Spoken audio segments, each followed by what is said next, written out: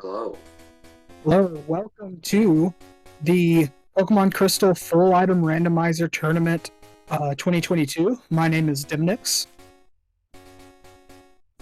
And I'm um Pokemon fan 937.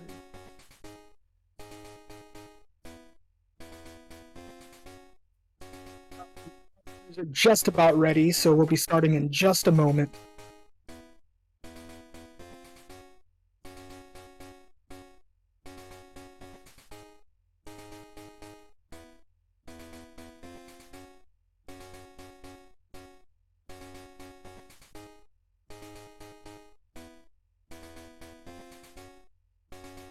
So this match is going to be between Wingidge and Raagentreg. This will be the second match of the group, I believe. Raagentreg taking the victory over Socket in his first match.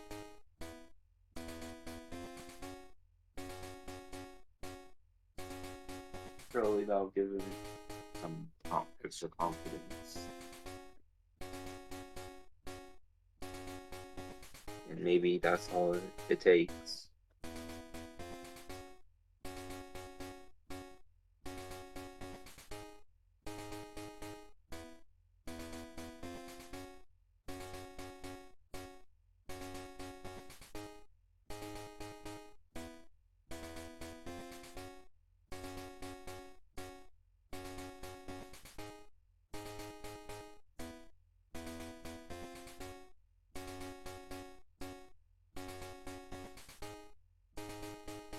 All right. All right, so for those who may be tuning into this tournament for the first time, for the Full Item Randomizer, all the items are going to be randomized. I mean, that's in the name, Full Item Randomizer, but that includes all the ground items, as well as items given by NPCs, as well as badges and Pokegear parts. All of those are going to be shuffled amongst each other so that you can find badges on the ground, for instance, or you can find a gym leader and not find any important item whatsoever. They could just give you 2 potions, for instance. And the goal of the race is to defeat Red at the top of Mount Silver, and you will need all 16 badges, as well as a way to get to Pallet Town, which will need the Pokegear, the radio card, and the expansion card to wake up the Snorlax, as well as some other HM to get into Pallet Town, be it Cut or a combination of Surf and Waterfall. Also, all of the Pokemon will be randomized. Their moveset as well as their locations will be randomized, but that's the only thing randomized about the Pokemon. And we are off. Seems that there might be a slight difference on the timers here for some reason. I didn't catch what happened there. Rainbow Badge for both runners right off the gate. One of them chose the male sprite. Yeah, being male in this game, like most Pokemon games, it takes it's a tiny bit of a time loss, but not anything significant enough, I don't think, to make a difference in the race. For some, it's just a preference. Either way, we got to look at our starters here. Looks like we had an Octillery and a Phanpy and a Golduck. Different starters. Yeah, we have Wingidge going for the Golduck, Raagentreg going for the Octillery. Now, I believe that the Golduck will actually be better here, being a little bit faster, and I believe they have probably around the same offensive power here. So it'll really come down to moveset. I saw a Rock Smash on the Golduck and Dig on the Octillery. Very interesting that both runners are starting off with a field move.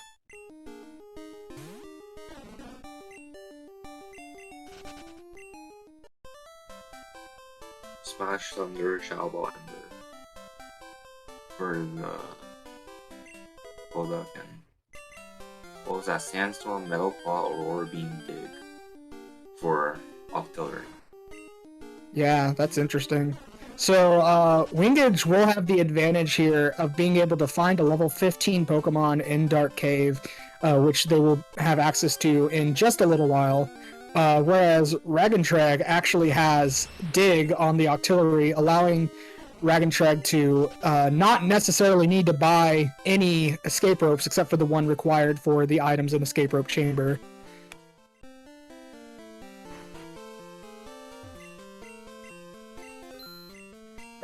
Racers are doing their shopping right now. Usual shopping for these, a common strat is to get 4 Pokeballs, 5 potions, and 2 repels. This will use up all of the money.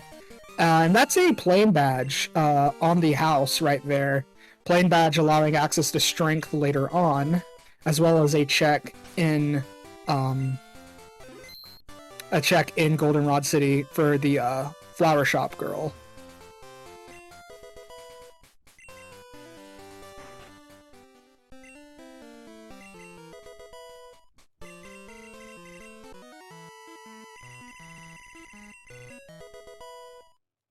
See a radio card for Wingidge.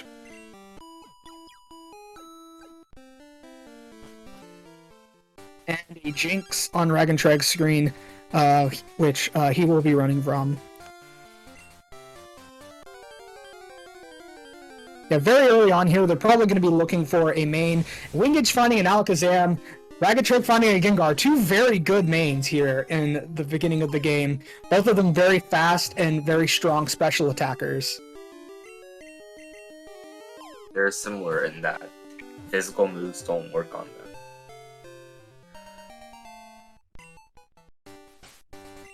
Yeah, both of them not having very good physical attack, but very good special attack. That is a Thunderbolt on the Alakazam. That is what you want to see when you catch one of those. Meanwhile, I didn't see what happened over there with Raagentreg and the Gengar. Did he catch it? Sure. I guess we'll find out shortly. This will be Raagentreg getting the radio card from Professor Oak, and Wingidge is on the trainer here on Route 30. That Thunderbolt is going to get rid of that Starmie quite quickly.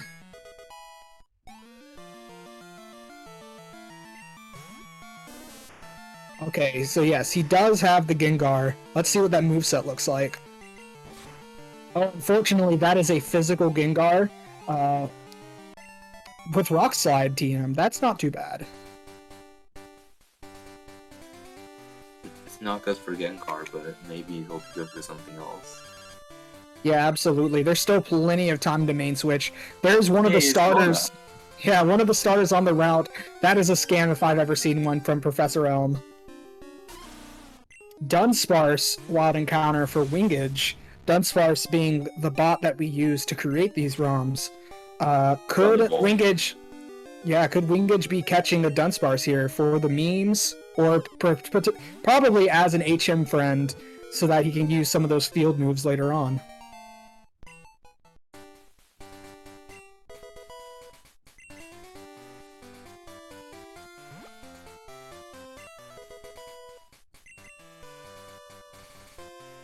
Seems that Wingidge elected not to go into Dark Cave at this time. Could be healing at the Pokemon Center and then going, or maybe deciding it's not quite worth it yet. The items in Dark Cave are not currently in Logic, as they do require Flash, which is the Zephyr Badge, and HM05, as well as clearing out the Sudowoodo to get the vanilla Rock Smash TM. Thank you, SpeedGaming Espanol, for the raid of 15 people. Thank you very much for the raid. And this is the Pokemon Full Item Randomizer Tournament. They are trying to get to Red. Need all 16 badges, the Pokegear parts, and such. All the Pokemon are randomized. It's going to be a fun time today. We have Wingidge going into the escape rope chamber.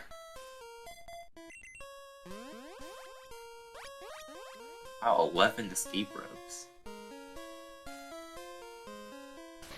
Yeah, unlike Raagentreg, Raagentreg has dig, so he will not need to buy any escape ropes except for the one that is required to get these items right here. It is required that this is an escape rope and not a dig. That's how the entrance to this room is triggered. Not any progress items, I don't believe. Oh, wait, never mind. There's Surf right there. Surf will go very well with the Alakazam. And it will also go well with Gengar. Yeah, if Raagentreg decides to check the escape rope chamber first, that will be very good for Raagentreg, and already really good for Wingidge here. Wingidge seems to be going to the Pokemon Center. Probably going to go back, check those Rock Smash items really quickly.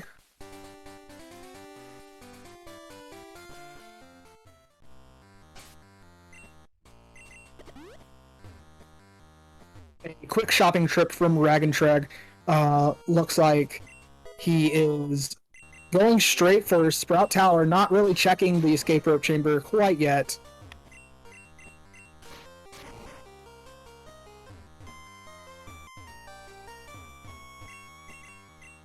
Now, all these checks that Wingidge is checking right now, they are out of logic. That Rock Smash Pokemon is a Mareep, not a very good Pokemon to switch to, especially considering the Alakazam, even though it is 10 levels higher. Oh, Cascade Badge in the Sprout Tower for Raagentreg, very good. But yeah, Mareep evolves into Ampharos, which can hit hard, is fairly bulky, very slow, unfortunately. Whereas the Alakazam is pretty fast. Even with the 10 level difference, in the long term, the Alakazam would be a better investment.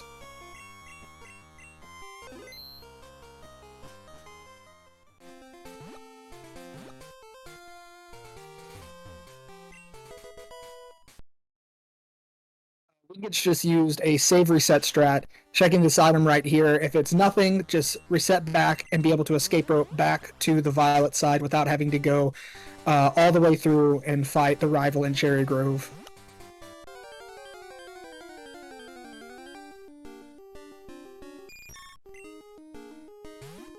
Ooh, it's Butterfree. Yeah, I knew you'd be happy to see that. No. Oh no! Unfortunately, the Butterfree was murdered.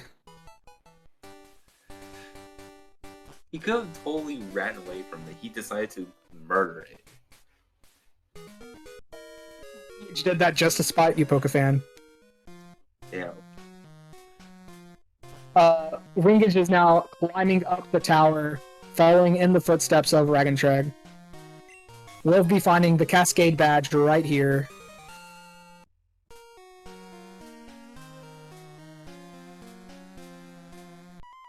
Right now, the Gengar actually has an okay set here with the Drill Peck.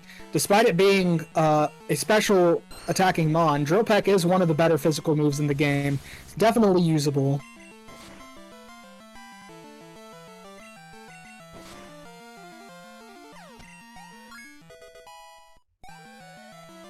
Thank you for the reminder about Surf on Wingidge.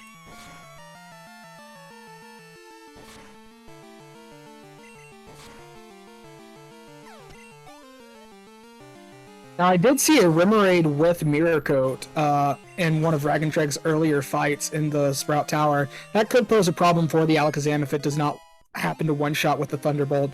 I don't see that happening, but if it were to happen, that could be pretty dangerous for Wingidge.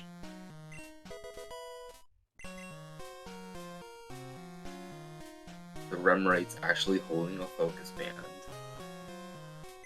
Somehow.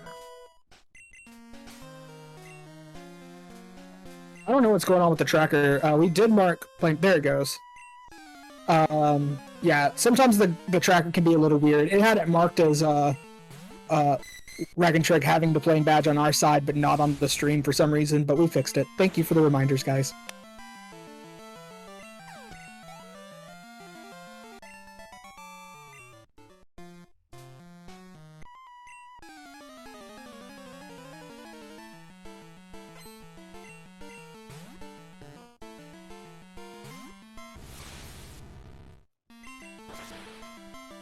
We're both just making their way through Sprout Tower.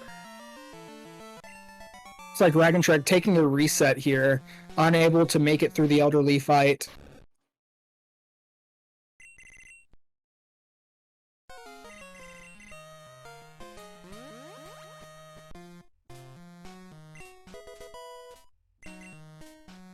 And it's a full restore also. Full restores are very great to get. They fully restore the HP of the Pokemon as well as cure any status conditions. They are quite good to have, and it's one of those items that you really hate to see get eaten up by the fact that you don't have any space in your bag for the item, and then it ends up being one of those items where you can't, try to get it a second time. So having a full restore in your items early on will help you collect more full restores later if they happen to be on those checks. So very good to see that early on. And we see Raagentreg still really struggling with this fight.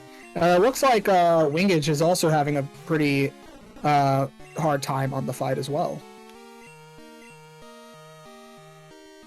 Seems to be a tough fight. Yeah, that Flareon seems to be no joke. Flareon has a very high attack stat. It is all the evolutions have the same stat numbers, but distributed into different stats. Flareon having the very high attack stat of 130.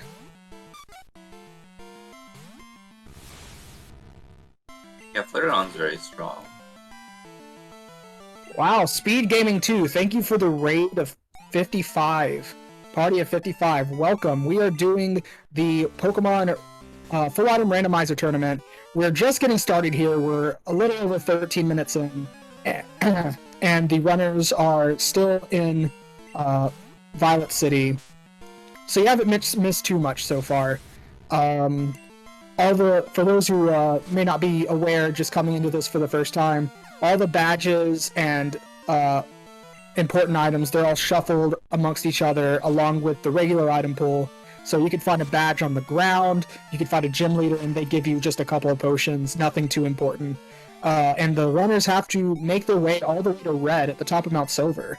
So they have to be able to take on a team that has high level 70s and level 81 Pokemon by the end of this.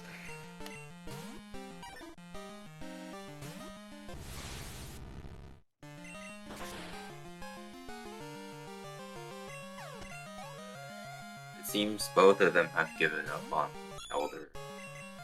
Yeah, that is very interesting that both runners gave up. That means that we might not know what that item is for quite a while, unless they decide to come back to it after fighting Faulkner. Faulkner giving the Storm Badge, which seems appropriate, given that it gives you the ability to fly once you have the Fly HM. And there's just been so many seeds that give at least one part, if not both parts of Fly, before even leaving Violet City. It seems that the ability to fly has been pretty blessed in these tournament ROMs for the most part.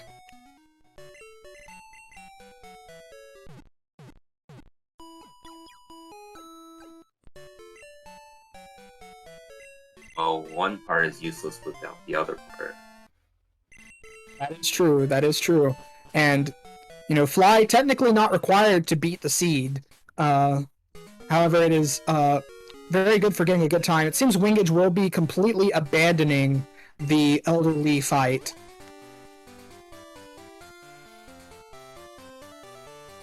I mean, it's one check. It's understandable.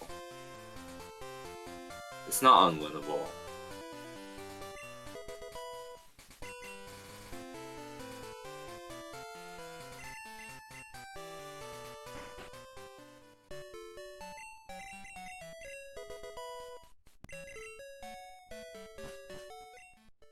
Wingidge about to enter Union Cave as Raagentreg is almost through Faulkner. Will be getting that Storm Badge.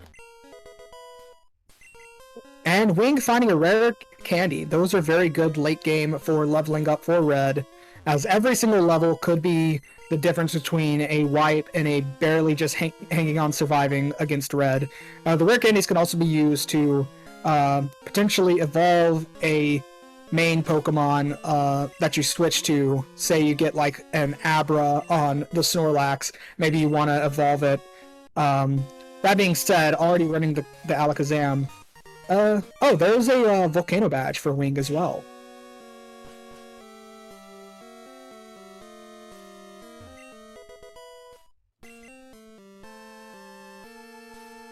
Let's see if Raagentreg decides to try the Elderly fight again. If the Elderly fight has, say, Fly on it, the HM for Fly, that could be a huge, ginormous advantage for Raagentreg over Wingidge.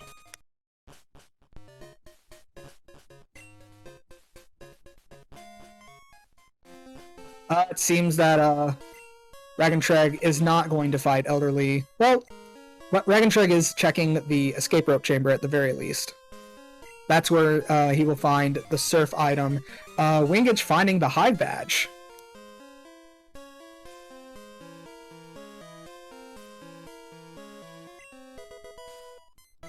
Wing's doing Azalea skip. Yes, it seems that he might believe that the HM for Fly is not an Azalea. Oh, he's saving. That is interesting that he took a save there. He might be checking the items here and then maybe backtracking if the items here do not give any sort of other progress.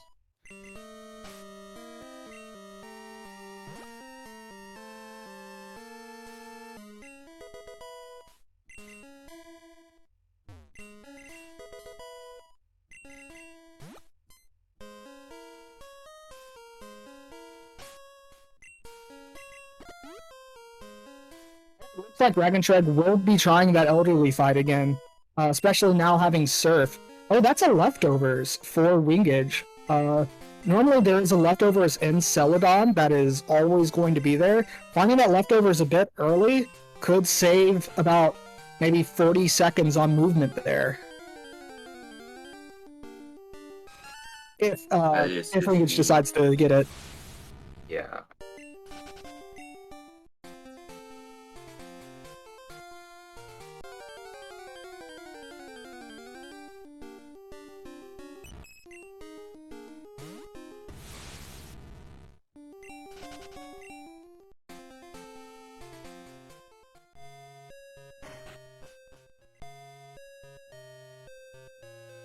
That is correct.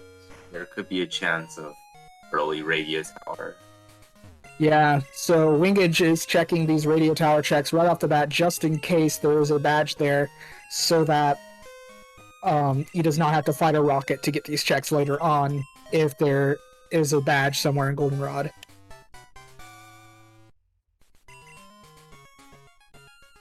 Yes, because once a runner gets 7 badges, the Team Rocket will invade the radio tower, make things a little bit more difficult getting through there, having to do a fight to get to one of these checks up here.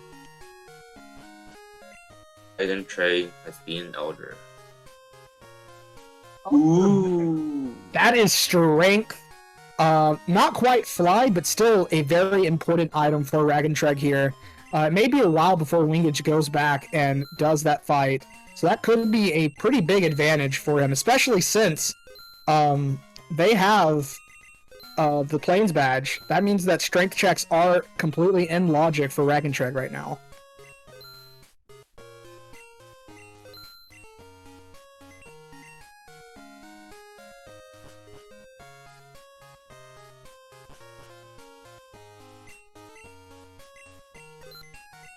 Meanwhile, Wing will soon be looking at TMs. Ooh, Metapod. Attack that can cause confusion. Ooh. Probably not good. There's a chance that that would maybe a Scything or a Psychic TM for the Alakazam. No, Psychic is not. Doesn't confuse. It's just oh, wait, that's right. It lowers special defense. My bad. A little bit of misremembering there. But that is a confusion TM. Still, on the Alakazam could be pretty good. Raagentreg hitting an optional, unfortunately. Wingidge, now in the basement.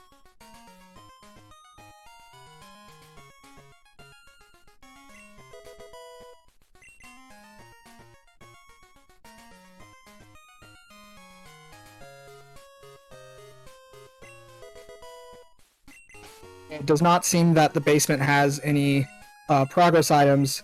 He does decide to give the leftovers to the Alakazam. I think that's a good call. Especially since Alakazam is pretty frail, does not have a lot of HP, very low defense. So that healing over time can help save on healing items in the long run.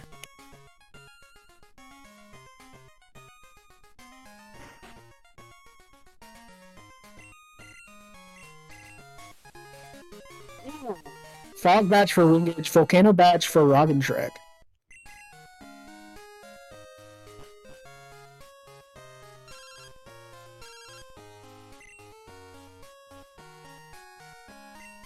we can now go do False Director. Yep, absolutely. I wouldn't right now, but you could.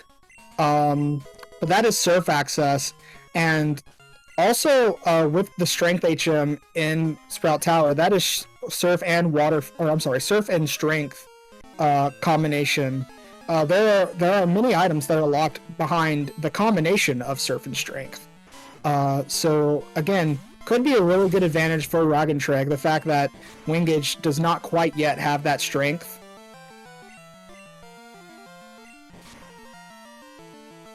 Yeah, the strength locks him behind 6 items. Currently. I believe.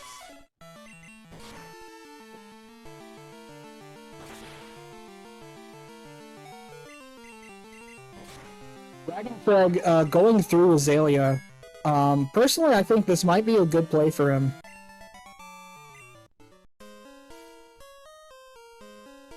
Especially trying to get levels on the Gengar if he plans to stick with it. And wingidge grabbing some hidden items here in the basement. Gonna probably sell those off at some point. I'll raise those funds.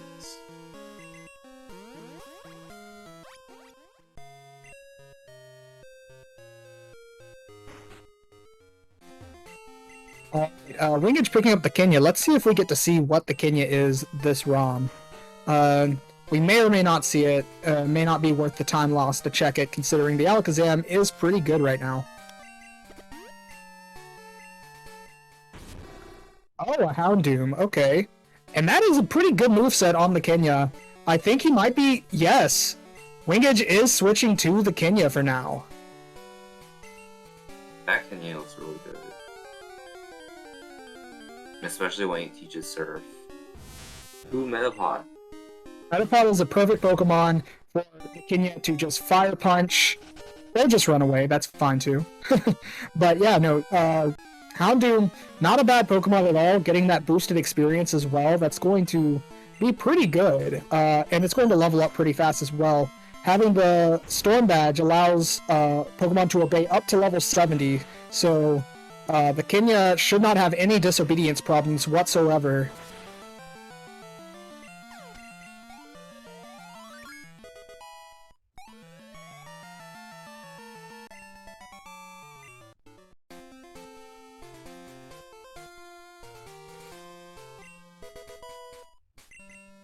Now, Wing really killed the Butterfree, but didn't kill the Metapod.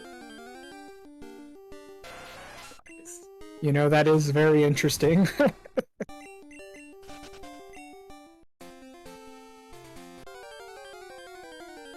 Now, right now, they don't have any access to get to North Johto or to Kanto. So, there's a chance that it is either in or around Azalea, or it is in National Park up here. If it's in National Park, that is really good for Wingidge. If it's in Azalea Town, that's really good for Raagentreg, not only because he will have it on the way, but also because Wingidge will have to go all the way back to Azalea, especially if Fly is not in National Park here. That trip back will cost a little bit of time. If the progress is in Radio Tower, no one wins. Everyone's losing. Raagentreg going on ahead, fighting Bugsy.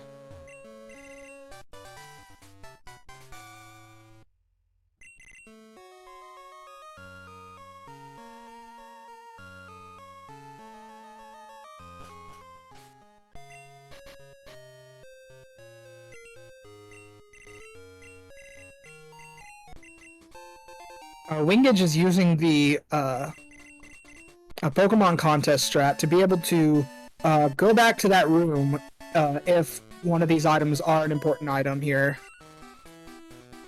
That way you don't have to bike all the way back through this little sort, not really a maze, but just path that can be some pretty tricky movement there without bonking.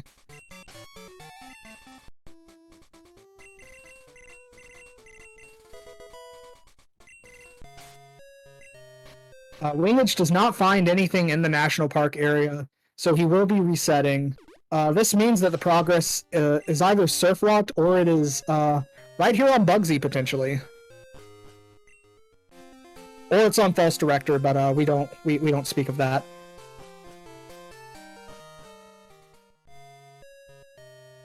For the sake of our runners, we hope that it's not on False Director. It could be on Whitney. It could be on Whitney. It could be like a chatter said, Soft Sand, which is a surf lock check. Could be one of the Kenya checks. It's an optional. Yeah, unfortunate for wingidge hitting an optional. And it looks like. Oh yeah, absolutely. Did he teach surf to the Kenya yet? It does not appear so. Not yet. Probably regretting that. That is interesting. I wonder what kind of moveset wingidge has in mind for the Kenya, if not surf. I imagine he'll teach it like after the fight. Teaching Destiny Bond to the Kenya, very, very interesting. Was there anything on Bugsy? I just missed it. I also missed it.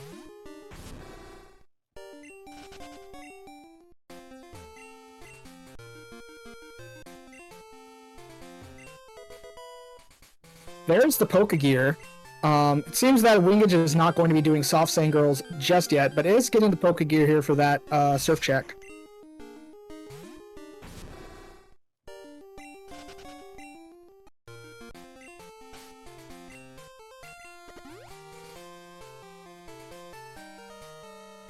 Thank you in chat, Bugsy being Calcium Hyper Potion. Bugsy is a scam.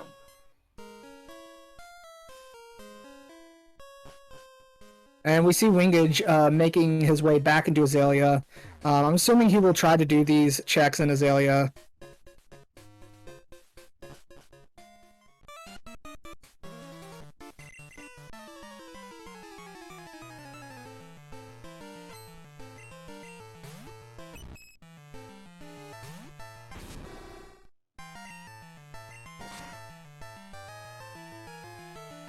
A jinx on the rival fight going into Rylix Forest. Little time lost to the Cry there, unfortunately.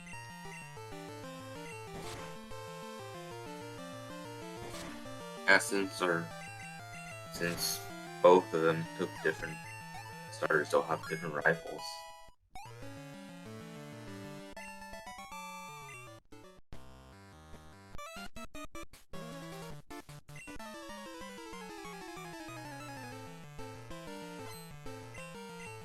Raagentreg finding his Hive Badge.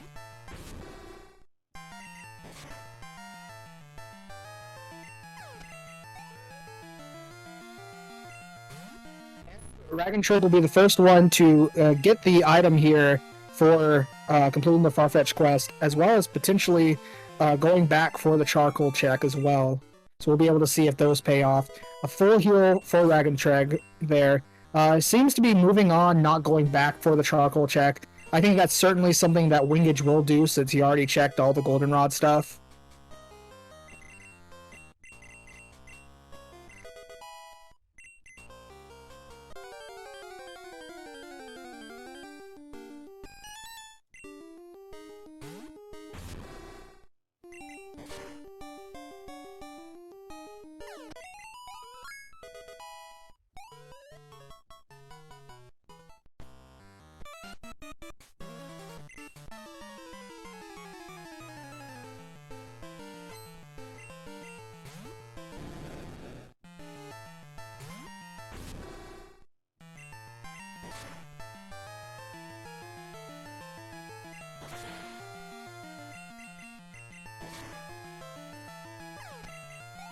If Raagentreg is not careful, checks, I believe it's the bike shop that has a badge in it.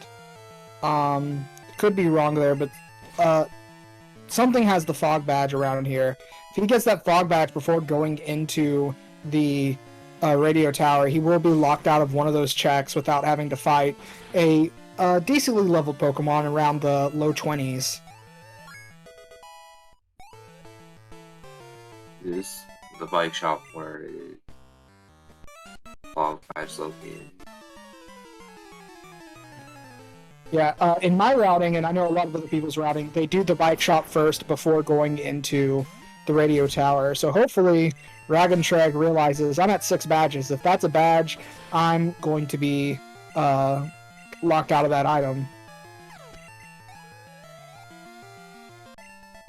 Well, in your routing, won't you like save?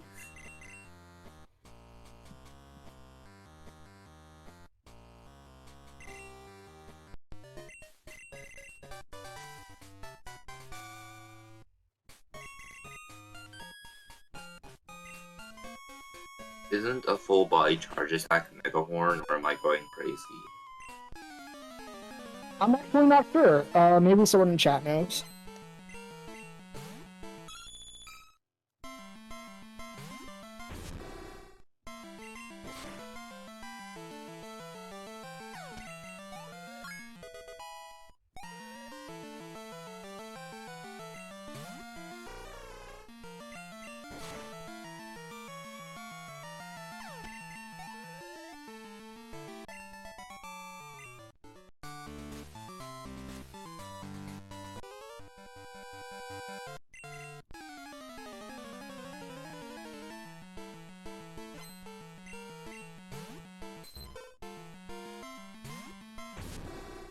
Looks like Raagentreg will be picking up the Fog Badge here.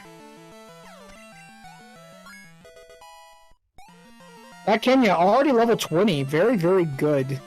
It's going to be leveling up quite fast here. A little bit. It's not Mega Horn, it's Tackle.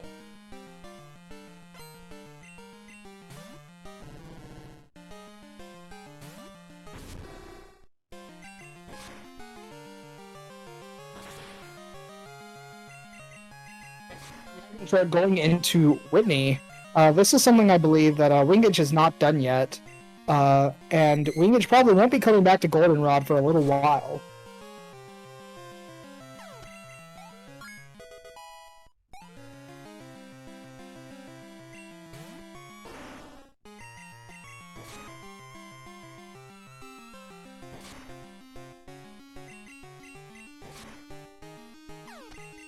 Looks like Wingidge did end up teaching Surf to the Kenya at some point.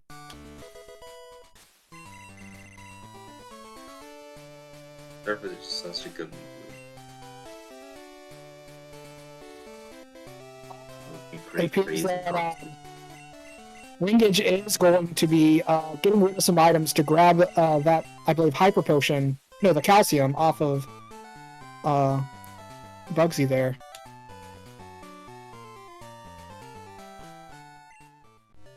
That's extra money or special, if needed.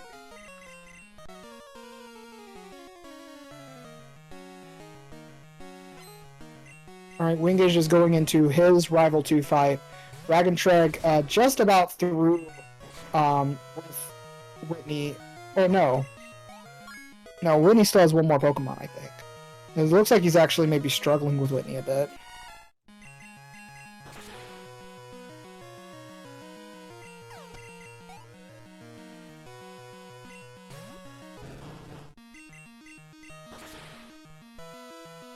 Teaching Powder Snow over Substitute. Oh, that's not even Whitney. That's just the trainer before Whitney.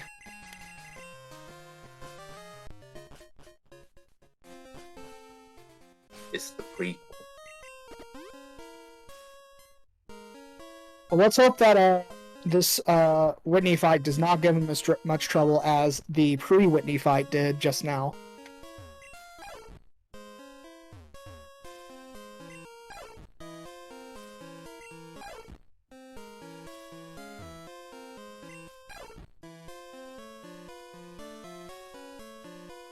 Whitney only has 2 Pokemon to worry about. Yeah, so far with the Rhyhorn, that's a very easy one hit. As well as this Nidoqueen should go down in one Surf. A very clean fight for Raagentreg. Oh, no, never mind. It barely hang on, but that's no problem. Nidoqueen down, and Raagentreg through the Whitney fight. the charcoal man did not give out an important item, just a revive. Might be someday. Wing decides to sell most of his vitamins. Yeah, those vitamins, they sell for a pretty decent amount of money. So collecting those are definitely more valuable than, say, holding on to like a berry or just like, I don't know, just some other arbitrary item you may not be using at any point.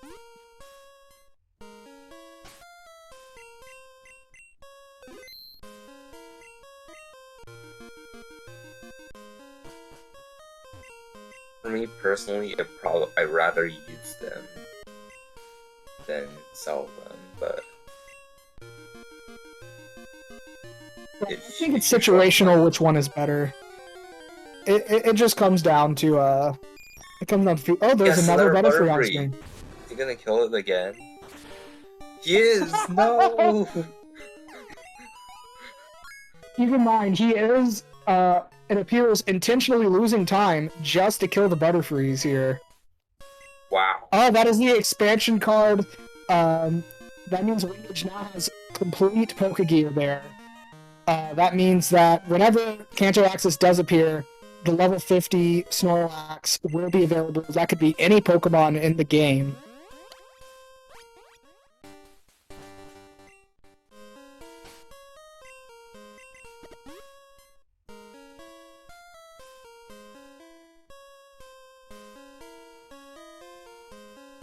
This could very quickly turn into a seed where you get West Kanto access and the North Johto access is in West Kanto. Yeah, it definitely could be.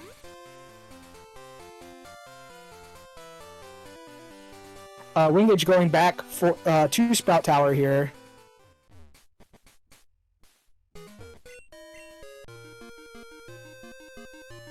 You can check the items here as well, so it's not all bad.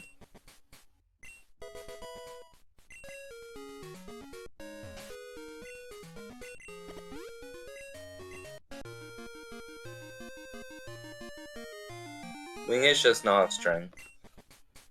In fact, you'll probably see him pick up strength soon.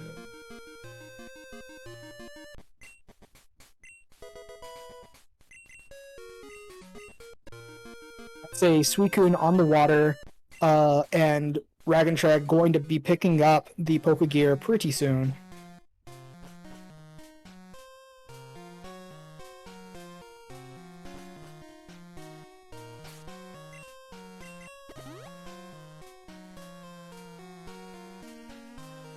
And it seems Raagentreg deciding to go on ahead and do, the soft sand girls.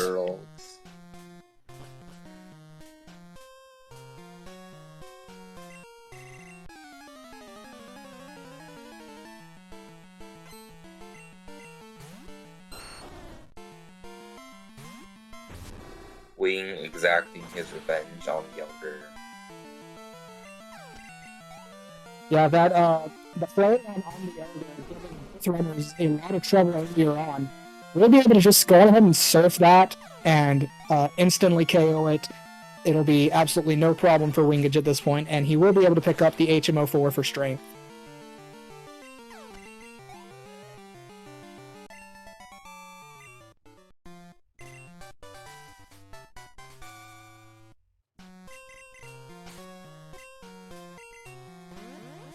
Strength there. Wingidge now has access to the Waterstone Chamber. I would say fairly early into the ROM, progress-wise, considering they don't have any other access other than just South Johto.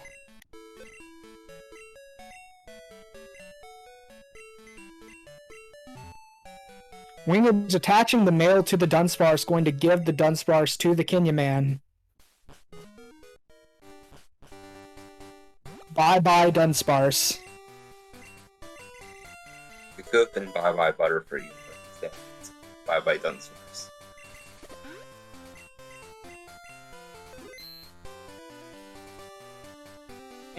Wing's going to get the item in Cherry Grove and the 2 past New Bark, I assume.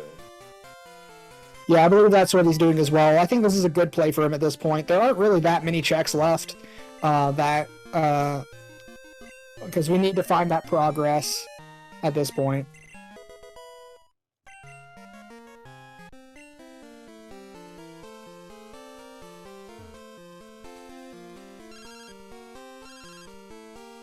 The bike shop call. Unfortunately, today it's forced.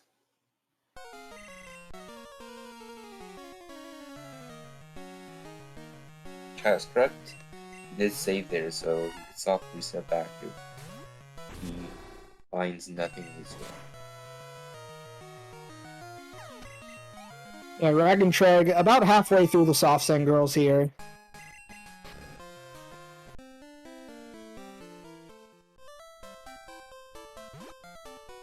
Soft girls can be brutal early.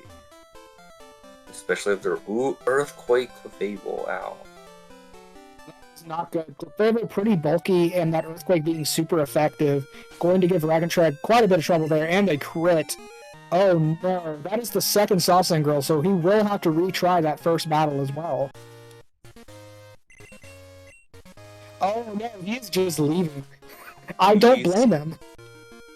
Yeah, that's a hard fight. Storm's putting bike shop call number 2. Yeah, we might see 2 bike shop calls, which will be pretty funny, especially if wingidge doesn't realize, oh, the bike call is going to happen twice. And it looks like that's what we probably will be seeing there. He's checking the TMs really quick just to make sure nothing important, and he will be soft resetting back. I never realized that the gender you chose changed the color of your Lapras. Yeah, that is true. It's the color palettes. The female sprite being blue, the male sprite being kind of that reddish color. That also translates to anything on your person. That includes the Lapras for Surf as well.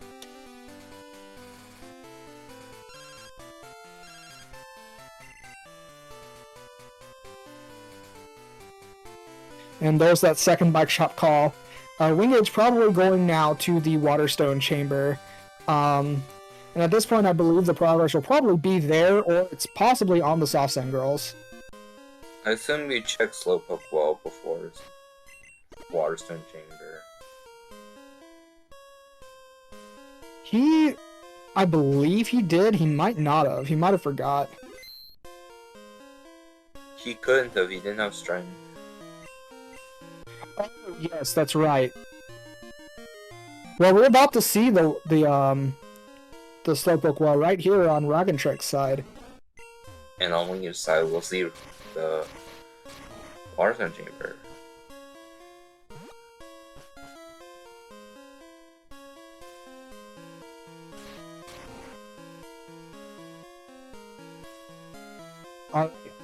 Unfortunate for Raagentreg, no progress there. Let's check out the Waterstone Chamber. That is Fly. It's not progress, but Ender's Pass.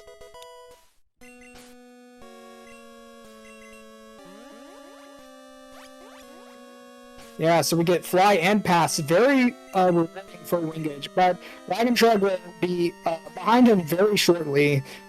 They are not very far apart at this point.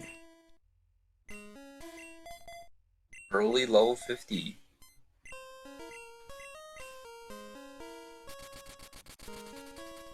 Yeah, hopefully Raagentreg finds that expansion card. Is it down here?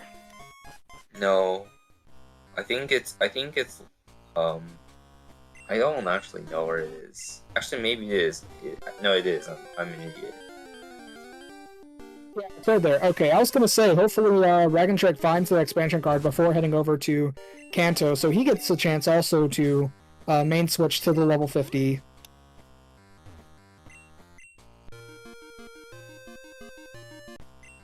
Do you think Wing will kill level 50 if it's a Butterfree? He might for the memes.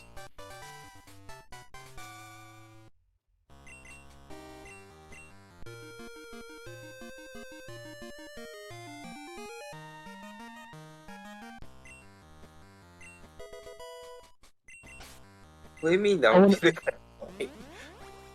Wow. I mean, their mains are pretty good right now. They're a little under, but it's nothing that a little bit of North Johto progress can't fix. But I mean, personally, I would consider switching to a Butterfree. Below 50 is hard to turn down. That's a Dig TM for the Kenya return check. No progress there. It looks like Wingidge will be making his way into Kanto right now. Meanwhile, Raagentreg, going into the Waterstone Chamber, he'll get that Fly HM as well as the pass, be able to follow Wingidge into Kanto very shortly.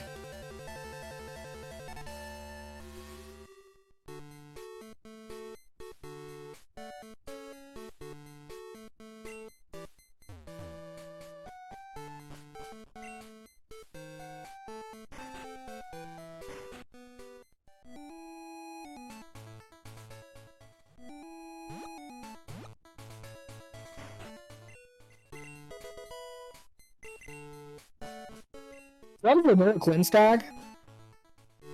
Interesting. Usually, yeah, I think it's vanilla. What the heck? Wow. Soul Badge in the dojo right here.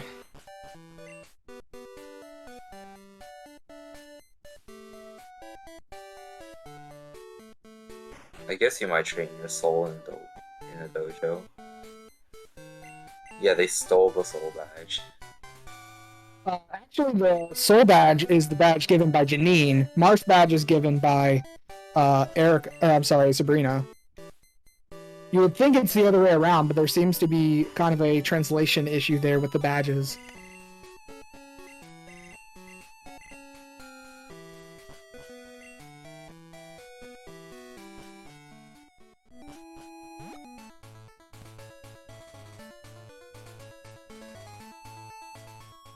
Was trying to be a stronger gym leader.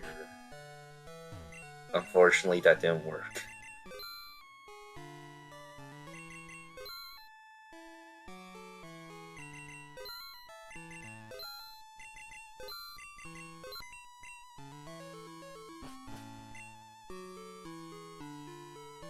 Alright, and Wingidge will be checking out the level 50 here. Any predictions? Last minute.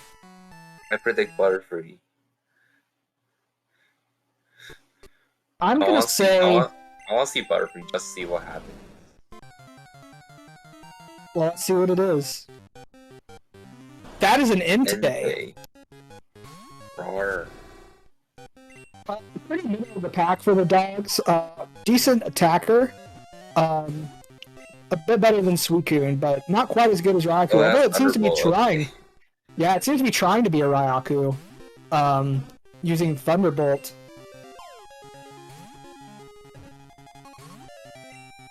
Getting this early in the game is actually quite good. Despite it being on the low experience curve, it will be able to gain some levels because you're getting it so early on. So this is definitely the right time to main switch here.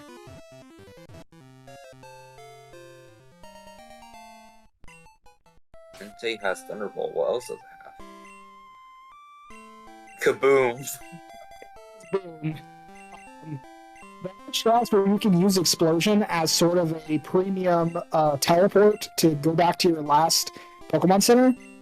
With them both having Fly, that will be unnecessary, but it is a strategy that has been used earlier in the tournament, or at least could have been used earlier in the tournament. They just happened to find Fly right before them. But yeah, Entei, good main there. Raagentreg might be following in their footsteps in just a second. And Wingidge finding Cut in the house right there on Route 3. You check it. Oh, sorry, Route 4. Oh, Route 2. Yeah. Anyway, sorry. What were you saying? Good thing you checked it. You checked. Yeah, absolutely. Raagentreg will now be attempting the Entei fight as well.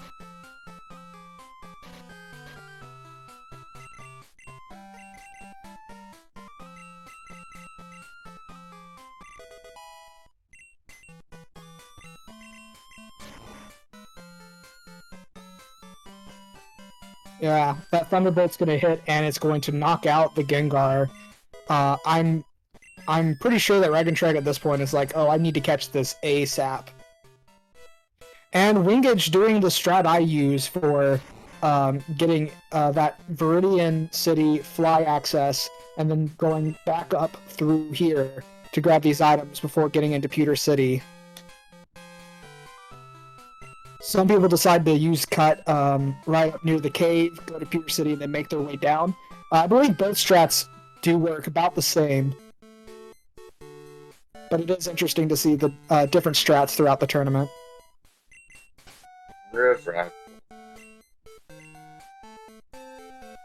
Through Diglett's cave.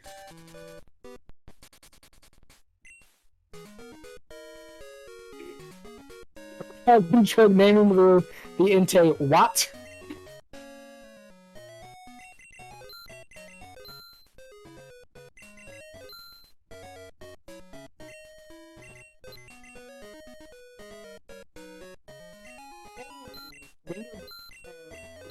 I guess he's not going to, but he could have taught the rock slide to the Inte. I believe Inte is more of a special attacker, so that rock slide would definitely be very good on it. And it looks like he will be doing that.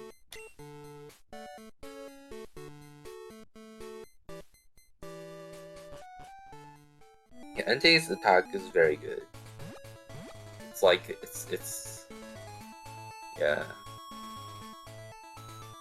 Meanwhile, wingidge is heading into Lavender Town.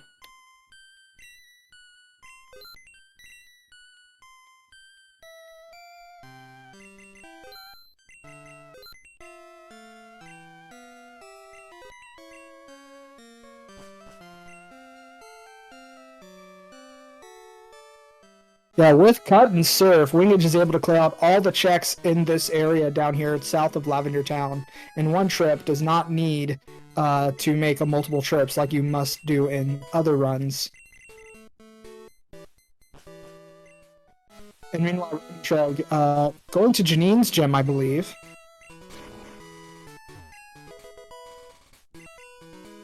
Janine has a good chance of having stuff. 2 checks. Oh, Surge's gym, my bad. Instead.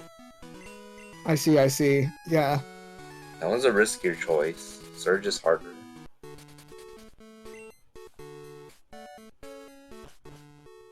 And Surge only gives 1 item compared to Janine's 2.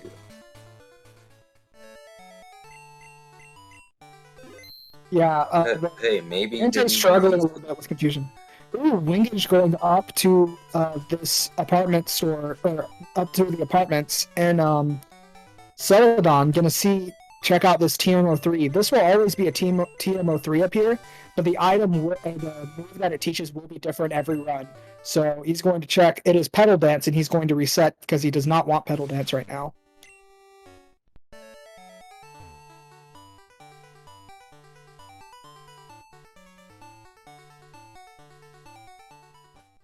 Storm's Law. It happens to the best of us. Yeah, Pupitar is one of those Pokemon it's easy to forget because its final evolution loses the ground type, gains the dark type, and so for some of us that may not play Pokemon nearly as much or didn't grow up with it nearly as much, they may forget that Pupitar is ground type and not dark type. Also, misclicks happen. Yeah, I've misclicked Boomerang on flying types many times. As did Nick's witness a few hours ago. Yeah, like you said, it happens to the best of us. And it looks like wingidge is actually going to be doing Janine here. I don't believe Surge gave any important items there. Again, I'm just like barely looking over at the screen right after they give the item, so I miss what the item actually is. Janine, or yes, no, I like to call it, is the weakest gym. She's still pretty tough though.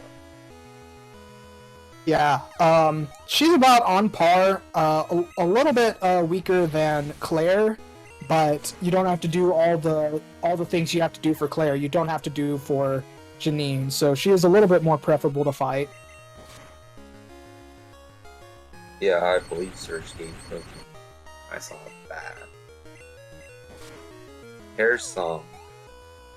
Nasa job.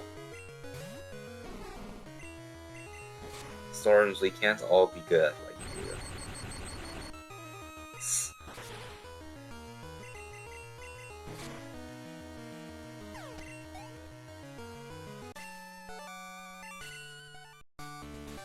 Janine gives TM16 and Ultra Ball.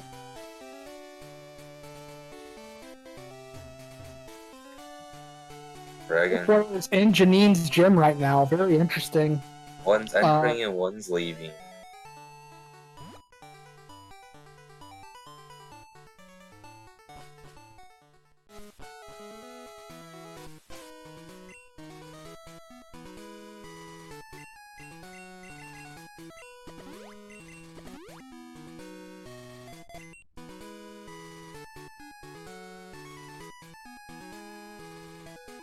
Since wingidge has cut, he will be able to check this item right here beside Janine.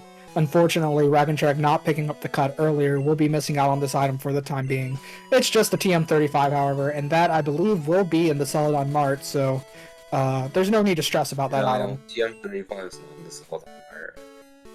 Is it not? TM37 that's in the Celadon Mart. Gotcha. Okay, I got that mixed up. My bad.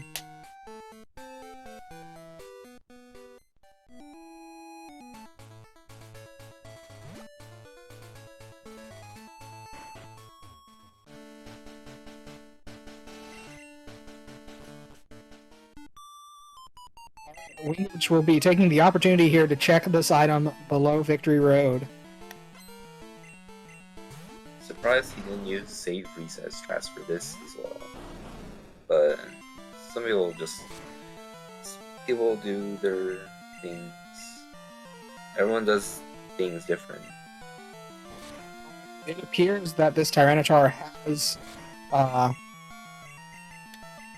has substitute. That could be a little bit of a time waste for wingidge here. Raagentreg through Janine, now moving on. Apparently going to Cherry Grove.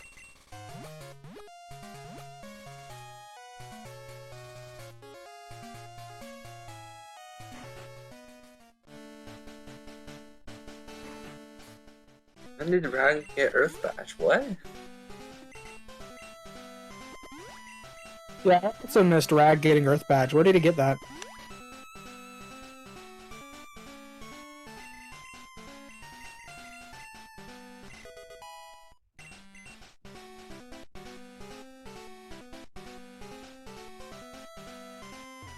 They both have Earth Badge? Where was Earth Badge? Well, I do see wingidge getting the Rising Badge there.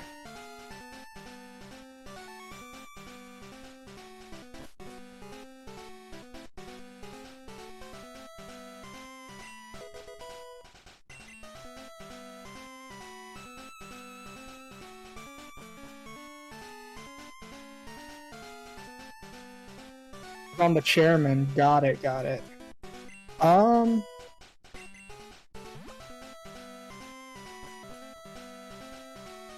Okay, well then, yeah, I guess, yeah, that would make sense for Raagentreg to have it. And that's a Glacier Badge, also in Victory Road, wow.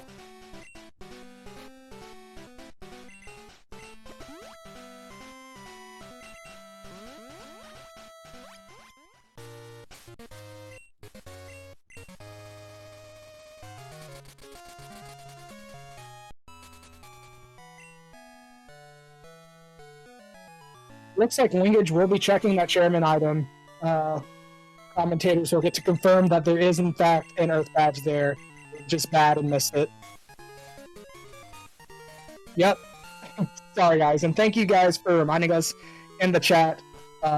Very easy to miss stuff here.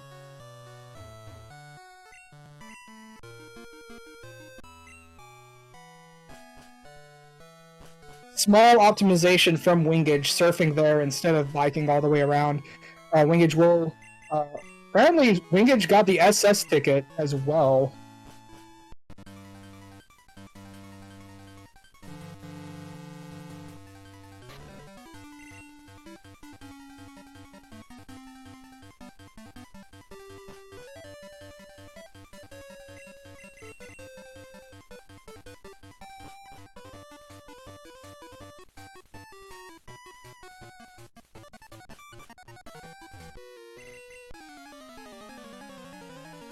Alright, so it appears that the SS ticket is the progress here to get into North Johto.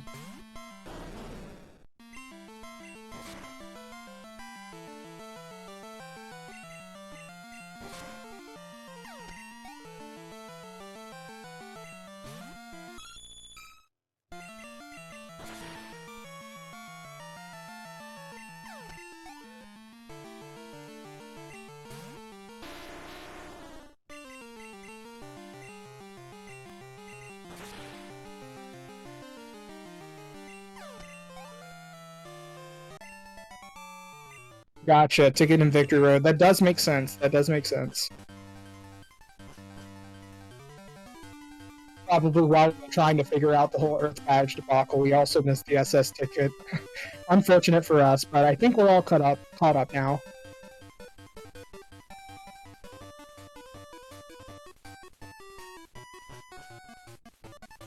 Looks like... Huh. Raagentreg, looks like he will be doing the...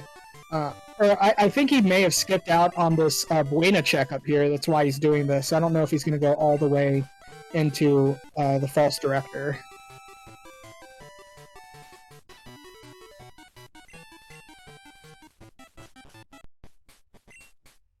I think doing False Director would be a very strange play. But hey, maybe it's like Archie. I was gonna say, last race, Raagentreg actually did end up doing False Director before taking the card key up. And it looks like that's the direction he will be going.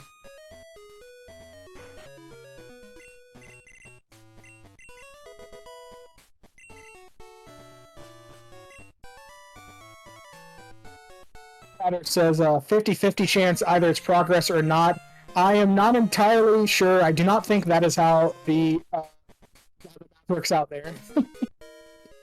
Even if it was 50-50, I think I would check the shorter 50-50s first. The ones I know the results quicker.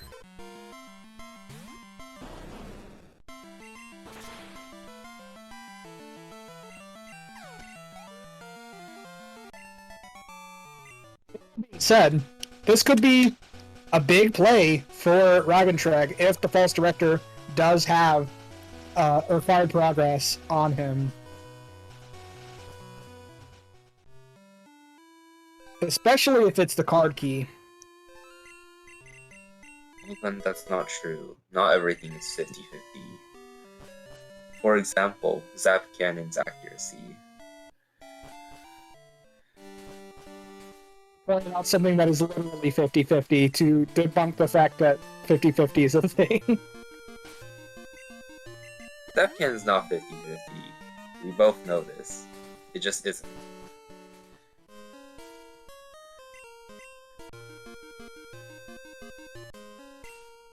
Wingidge, yeah, see, Jackstronomy knows what I'm talking about. Wingidge is in the water room of Mount Mortar. Going to pick up a few items here. And Raagentreg is going for it, going for the False Director play. Again, this could pay off, but it's very risky. Yeah, very risky. I don't remember the last time I did False Director. I do. Do you? Never mind, you weren't there for that race.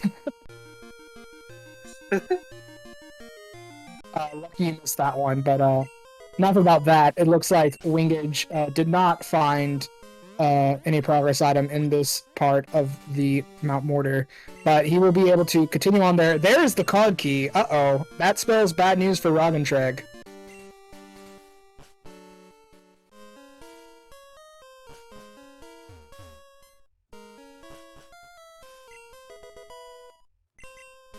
Yeah, that's not very good. Yeah.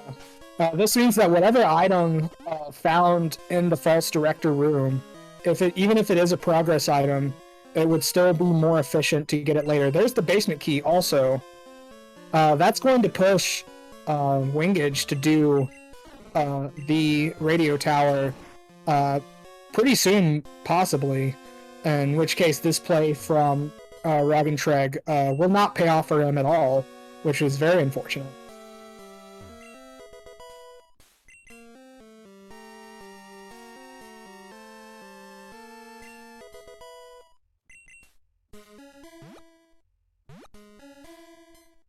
I wonder if he thought like this was forced and forgot there was items. I believe. Well, here's the thing. He did this in the last race as well. I think it might just be a lack of knowledge in how the speed choice works, being able to skip the false director here by using the card key. He might believe that every runner has to do false director in order to do these checks. Yeah, I don't know.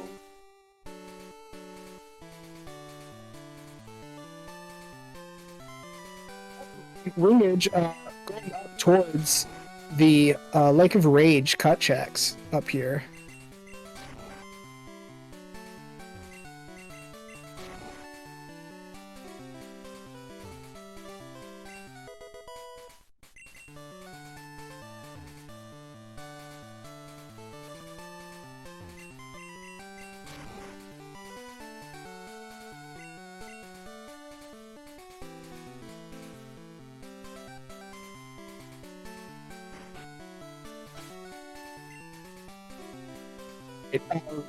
Raagentreg almost through the false director here. We'll be able to see if the false director does give an item. It's just a TM, unfortunate for Raagentreg. There's the score bottle on Wingidge's screen there for the hidden power check at the Lake of Rage. It's one check. But one check is sometimes all you need. It's my buddy Electabuzz. I do love to see Electabuzz here.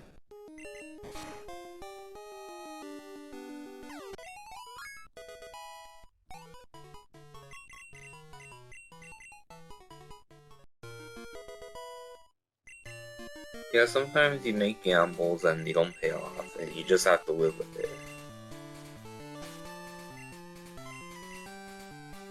And it looks like Raagentreg going over to Tojo. We'll be able to pick up just a couple of items there, while Wingidge is going to a route that many people put off for a while, except he does have strength, so he can go on ahead and do this here. Yeah, this makes a lot of sense. There's a lot of checks in Ice Path and post Blackthorn. Lots of items. Very high likely chance of getting something.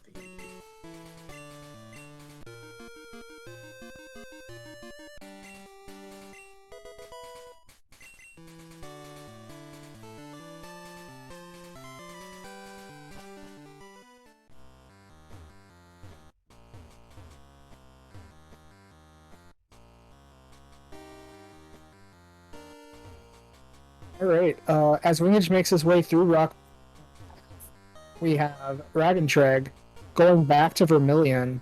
Probably will be checking out those checks on Route 2 and getting that cut HM that he needs.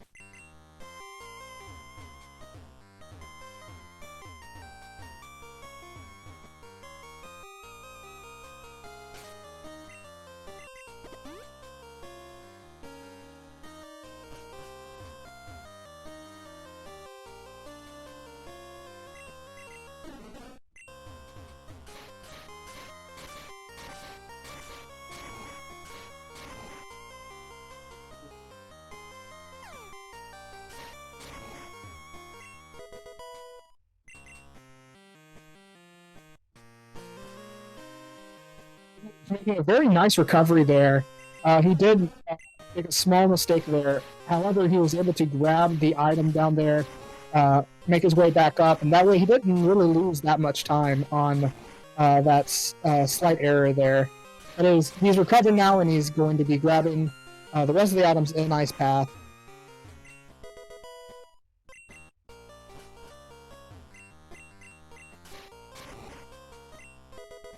I believe you're supposed to drop 4 boulders down the holes, but you only actually need to drop down 1. Yep, that is correct. Only 1 boulder is needed to progress in the Ice Path.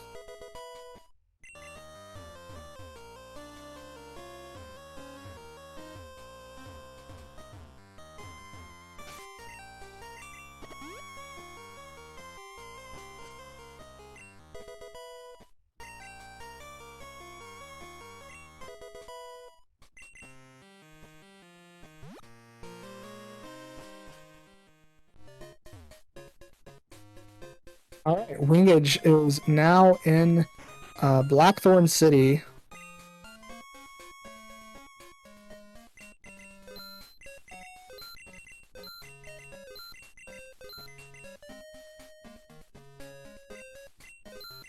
Throwing off a few items to get some revives, max repels, full heals. Meanwhile, Raagentreg going straight to Brock. Again, another potentially risky but good play for him. Brock is a gym leader that a lot of people often put off for a while. So if this is a... Oh, there's the Zephyr badge for Wingidge. If this is something like a Kanto gym badge on Brock, it could be pretty nice for Raagentreg. And Wingidge finding the mineral badge as well. This route seems to be loaded so far.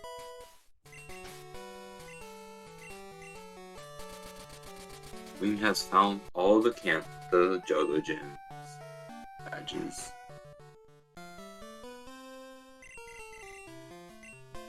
Yeah, this could be a very quick seed for Wingidge. He is 3 items away from go mode and only HMO 7. Ah, very nice. Yeah, no, Wingidge is 3 items away from go mode and it's only an hour 15 in. Nix, do you know what the fastest time currently this tournament's seen? This tournament, I want to say it was probably, if I'm not mistaken, it was during actually my race against Ergote. We both had a very early, around 2:16, 2:17 time. There might be a faster time than that, but I'm not aware of it. Could be very exciting. Could we see a sub 2? See a sub 2 here for sure. There's only 3 badges left. And we do see, oh no, Wingidge getting the Pokedex. That does ruin his menuing a little bit. But we do see a dark cave there going through without flash. Very skillfully, if I must say. Yeah, doing flash areas in the dark is not easy.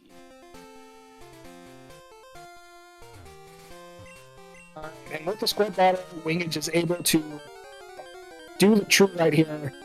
Able to check out the tree. It is a Chinchou.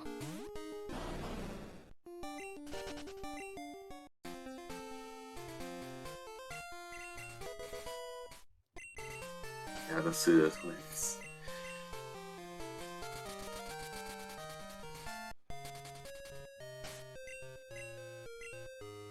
Alright, and Raagentreg looks like he's about to make his way to victory, where he will be getting the Glacial Badge and the Rising Badge.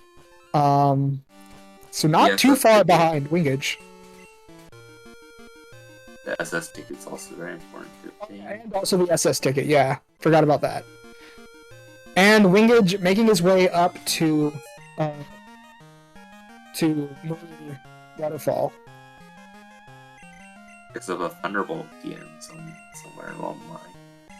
Not very useful, but... Yeah, you never know. You might, for whatever reason, need to main switch in Red's room Thunderbolt TM would be very good for a special Pokemon.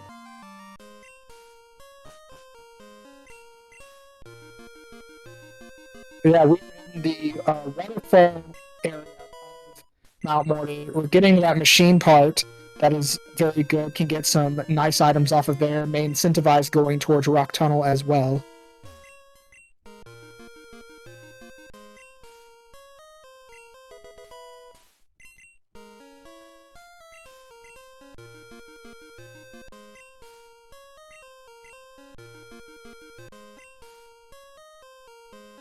There's the Rising Badge for Raagentreg.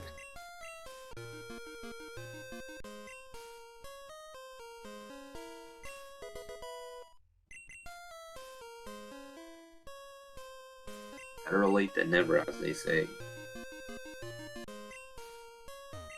Relatively speaking, I wouldn't even say this is late at all. There's the SS ticket.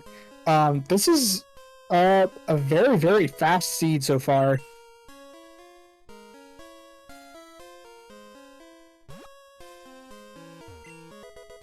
I mean, there are some seeds where you...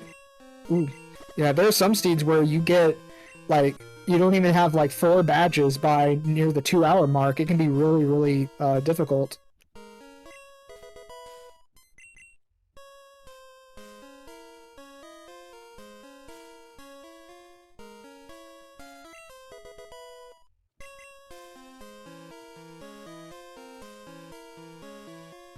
Wing finds TM08.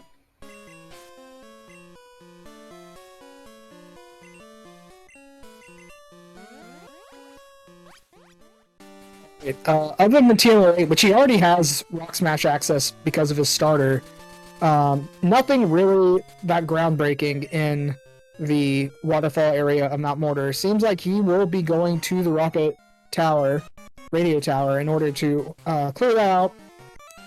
He does have the basement key as well, if I recall correctly. Yeah, that should have been put on the tracker, actually.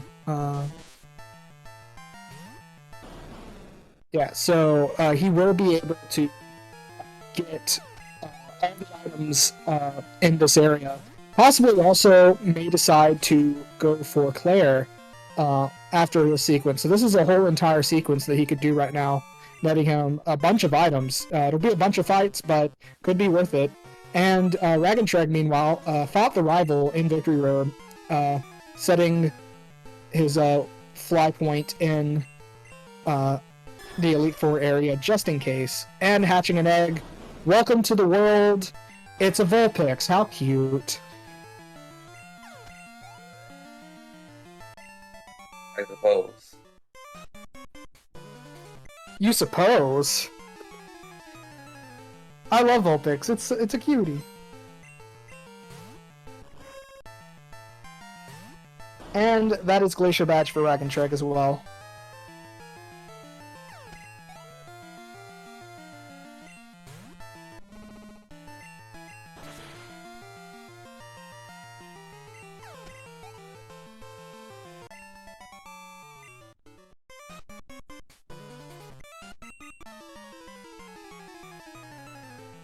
In chat, neither have checked kimonos or burned tower. Or Morty. That's correct. There's still a lot of checks that haven't been checked yet.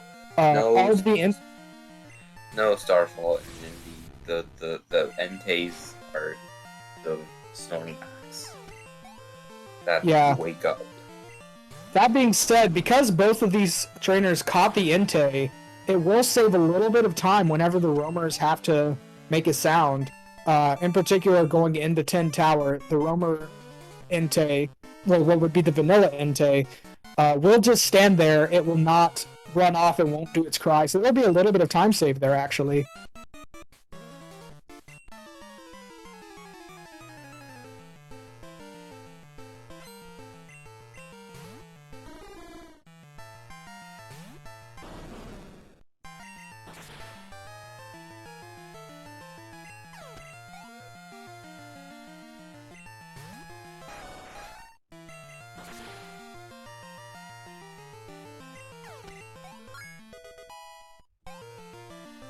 Somehow missed it, but Raagentreg's Entei is level 57. Did it use rare candies, or was it just doing that many battles throughout like the radio tower and such? Probably radio. I was gonna say like, I imagine he used his candies if it's that much of a level difference between Wing and Raagen. Yeah, it seems they're technically more effective when used later, but maybe the stat difference is important. I mean, that being said, that 5-level difference could be the difference between some ranges for Raagentreg and Wingidge. Could make it where Raagentreg will get through some of these earlier fights faster than Wingidge.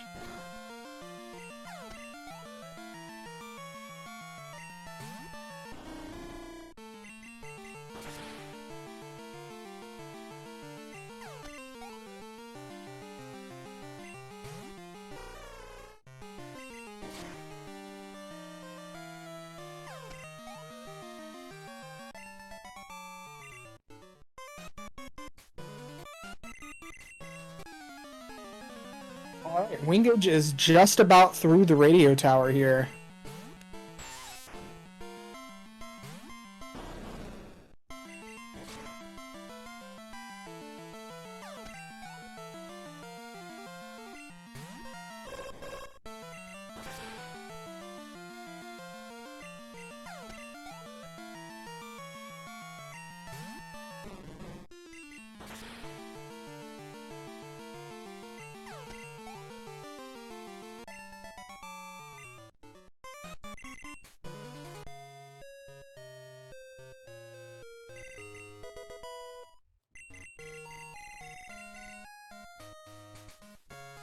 Meanwhile, Raagentreg makes his way up the radio...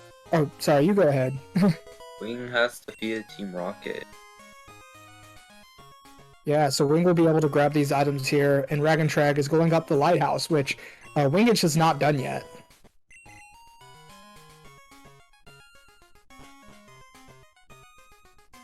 The payoff.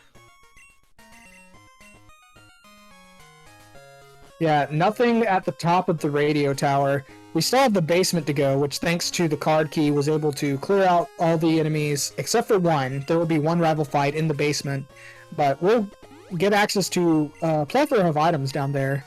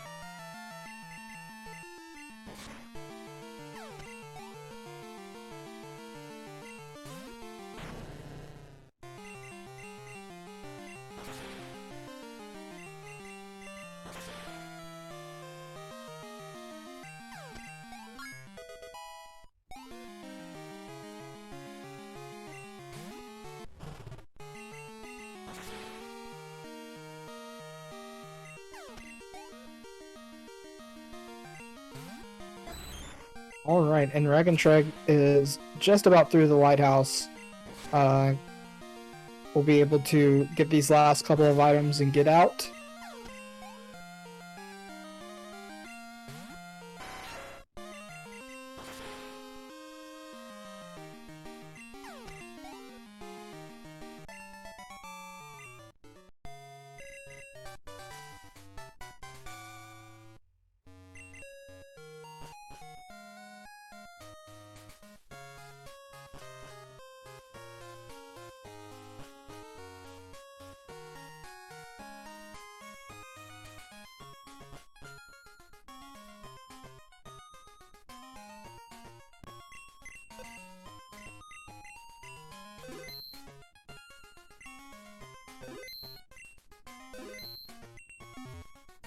Alright, Wingidge doing a PC heal there for the Entei.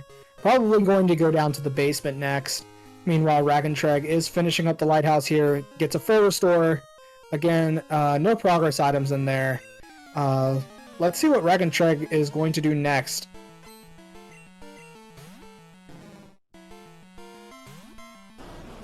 Here's that Raagentreg is deciding to... Oh. Seems to be heading towards Steamwood. Yeah, there is a... Well, actually, yeah. Raagentreg will be able to fully clear Cyanwood here. Because talking to Jasmine unlocks the pharmacy check, and he'll be able to complete the gem and get the 2 items from Chuck and the 1 item from Chuck's wife as well.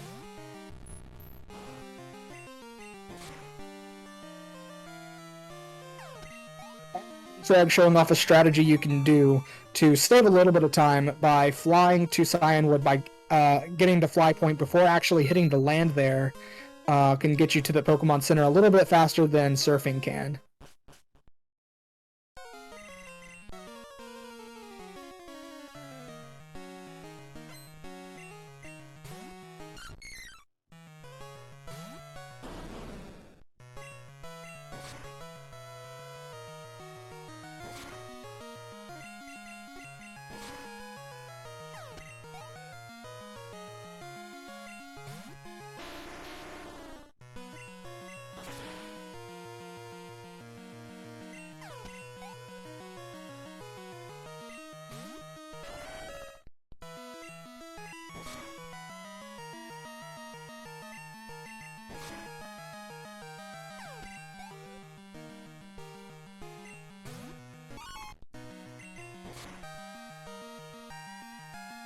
Yeah, Chuck's gym having 4 trainers in it and the gym leader.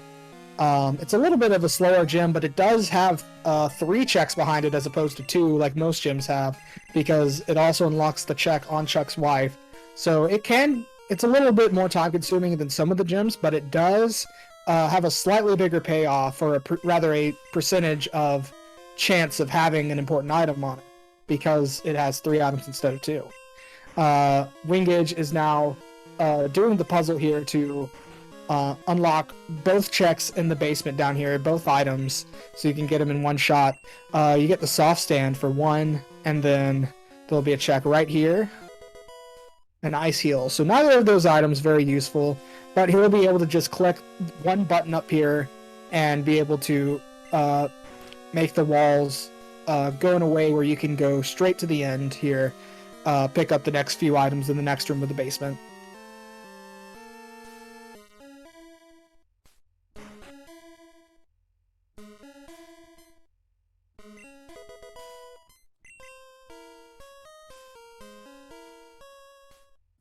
And Raagentreg is starting his fight on Chuck. Should not be too difficult here with the level 57 or 58 Entei. Chuck's Pokemon are in the high 20s. Should not be an issue whatsoever. He only has 2.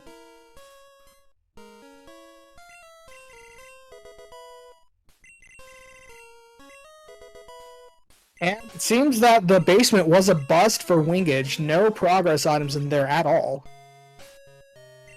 At this point, the only progress items are 3 Kanto gym badges, which can be literally anywhere aside from Mount Silver. So, it may be a bit of a needle in a haystack sort of scavenger hunt for them. Oh, and speaking of which, there is the Marsh Badge from Raagentreg. Looks like Raagentreg made the right call here, Chuck being required for the ROM.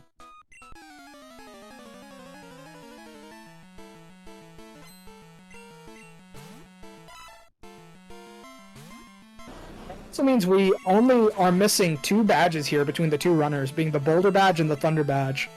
Once both of those badges are found, we will know where everything is at, and we'll know exactly what the runners need to do in order to finish the ROM.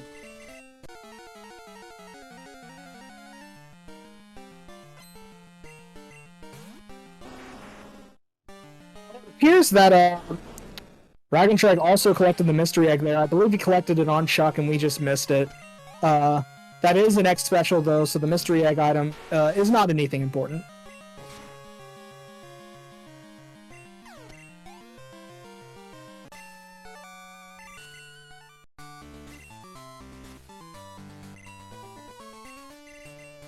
said actually. If you were to switch to a special main, getting 5x specials there would save you a little bit of shopping. So not necessarily the worst find to get on the mystery egg check.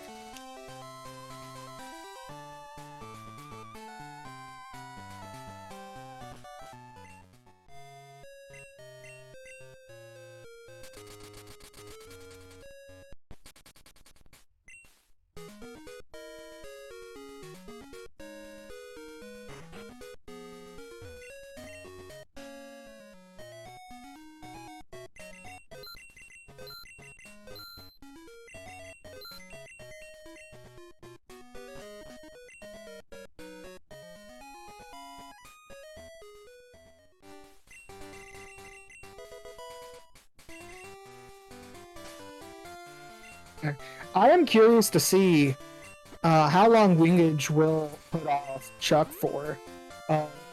Because Chuck is a gym leader that a lot of people, like I mentioned before, they may elect not to do it for a while because it has so many trainers behind it, and because it is kind of in an inconvenient location having to surf there.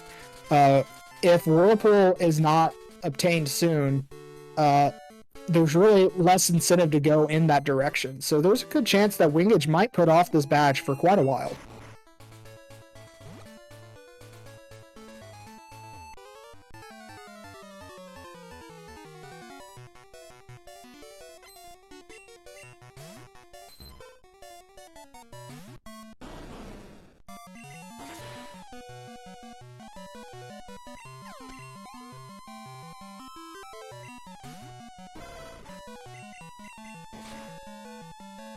It is 3 cards.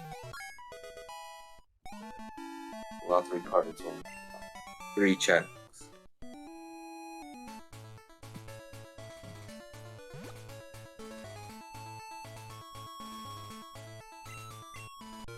Speaking of cards, with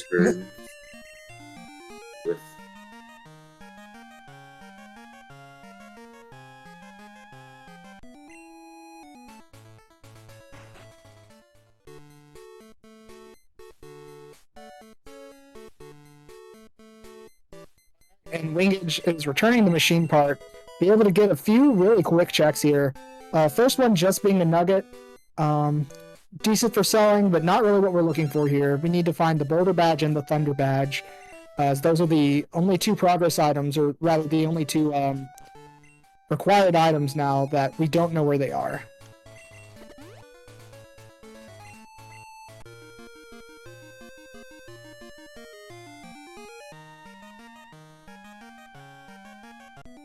It looks like Wingage will be going through Rock Tunnel from this entrance here in order to get over there. Again, doing these in the dark is, as smoothly as he seems to be doing, is not an easy feat when you're trying to collect these items.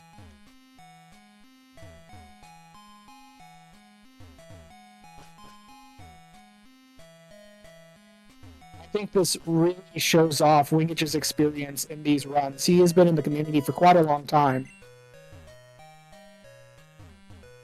Yeah, I certainly couldn't do that. Doing stuff in the dark is very hard. As I think many people can see. Or Yeah, not it see. seems Wingage is a little bit lost here, but he is able to use the pause menu to be able to quickly shine a light. If it takes a bit of practice, but you are kind of sort of able to pinpoint where you are. And it seems Wingage is struggling just a little bit here. And Raagentreg is through. Oh, I'm sorry, he still has one more battle left. But Wingage is through the through Rock Tunnel. Lucky for him, he was able to find his way through. He did get the red scale as well.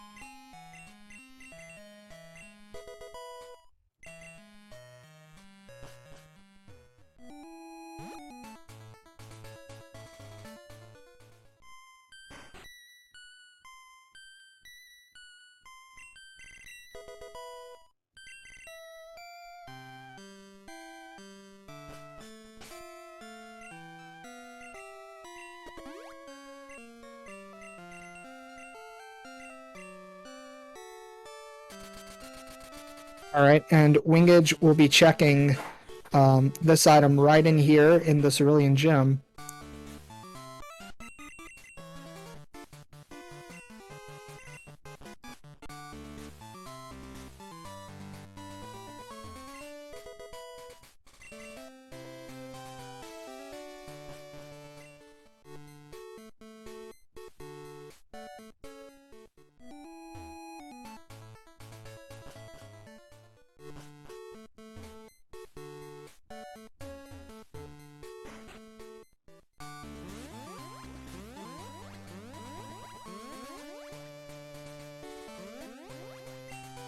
And it looks like Wingage is going to make an attempt at the Sabrina battle.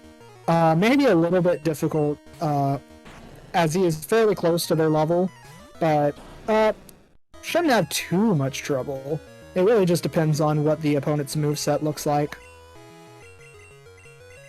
Oh no, a mist! I wonder if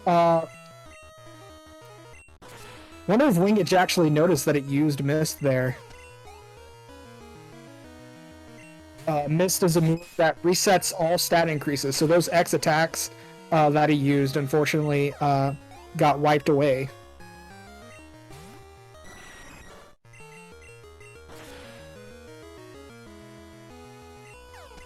That was no problem for Wingage in the end, however. So he is through, and we get to see Sabrina give the revive.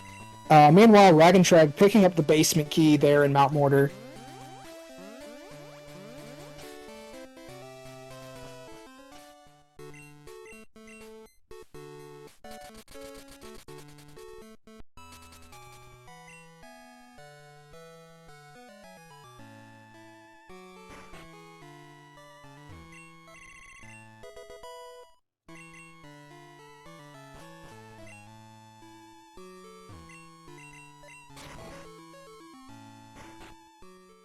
And Wingage is going to give Surge a try.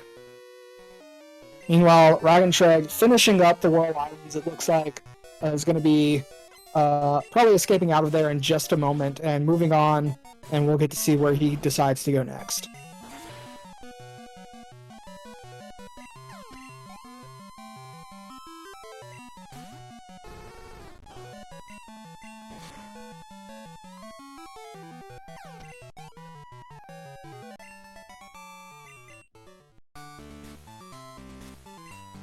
It seems that, it appears that he has not done the surf room yet, so I guess he is going to decide to do that now. And he will actually be picking up the Rock Smash TM in here, if I'm not mistaken.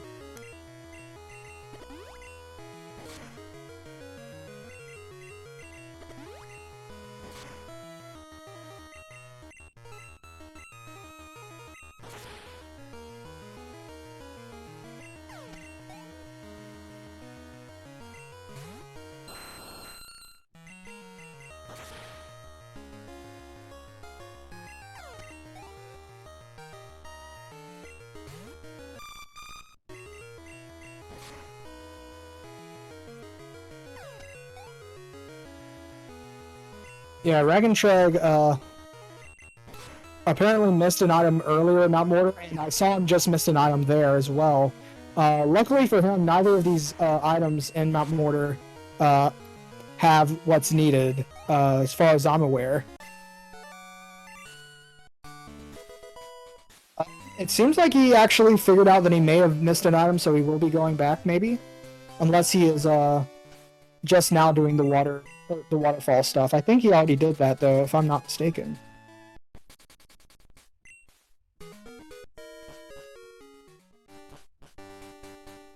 Oh, no, apparently he did not. There's the machine part.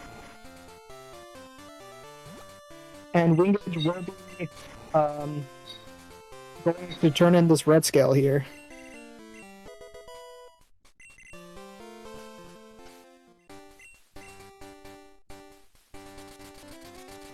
Alright, and looks like Wingage might be heading over to do the rocket base sequence.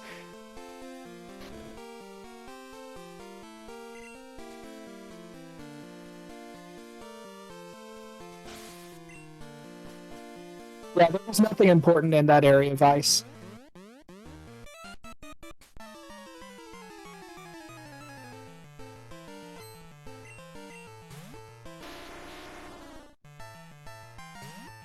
Yeah, the only badges, or the badges that are missing right now, the Zephyr badge and the Mineral badge are on Route 45, which wingidge has already gone to.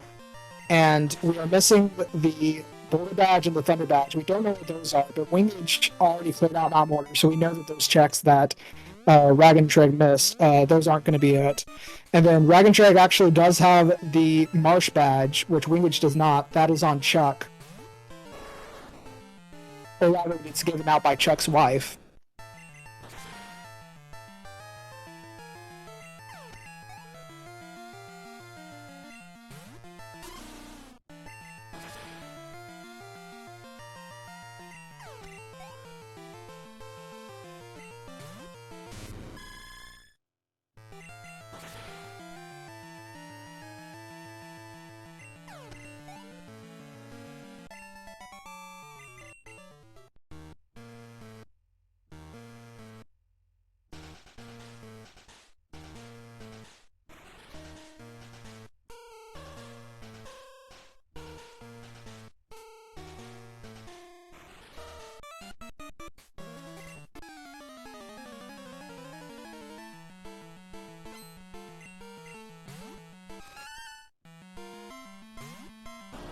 See, he did indeed go back to check it. That is good for him. Raagentreg looks like he changed his mind.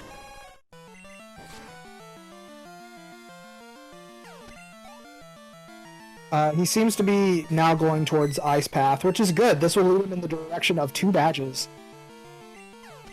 Unfortunately, just going a little bit too close to the optional there. We'll be hitting the optional. But that shouldn't be too much of a loss for Raagentreg. He should be able to clear this out in no time. Meanwhile, wingidge is finishing up this first room and the rocket base.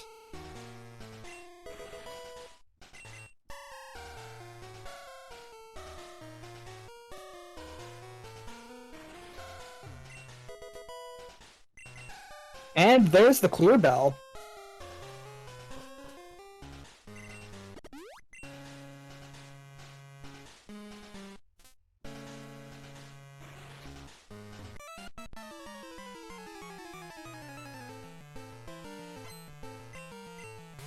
Yeah, so clear bell is 1/2 of the requirements for getting into Tin Tower. The other being the Rainbow Wing. Neither runners, as far as I'm aware, have done Morty at this point, but they did do the rocket tower or the radio tower rather. Since they cleared that out, they will be able to go into the Tin Tower without fighting Morty.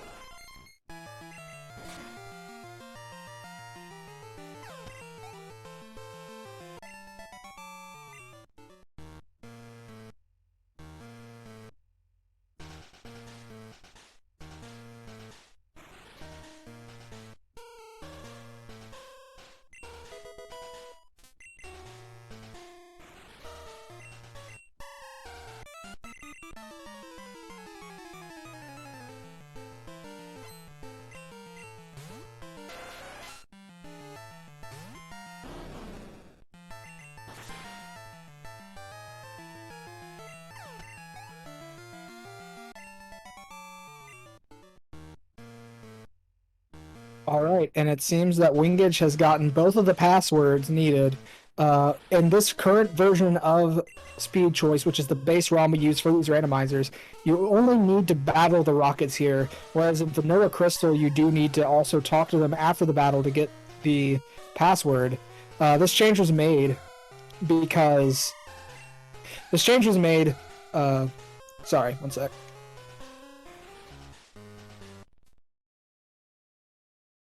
This change was made because some runners forget to talk to the rockets, and it will cause them to have to make the Walk of Shame back Fortunately, since we did change this, that is no longer an issue that runners have to make. Raagentreg did vanilla boulders and is now on his way through the ice path. Since he did not get the Rock Smash TM, he will, or he either didn't get it or didn't realize that he got it, but he will be checking that item, going the slightly long way around.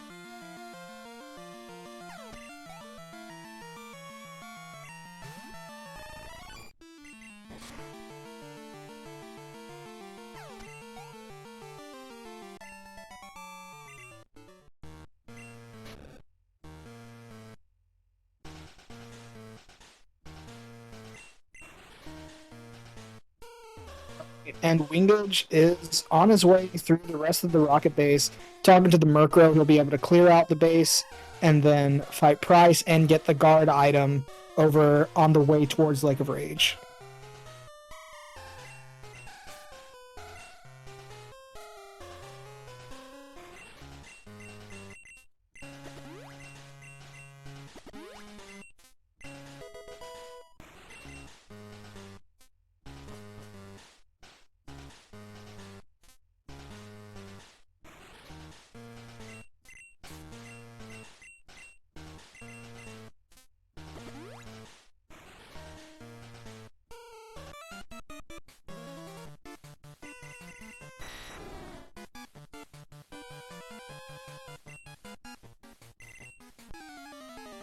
It looks like Raagentreg will be getting the 2 badges here on Route 45. That being the Zephyr Badge and the Mineral Badge coming up pretty soon.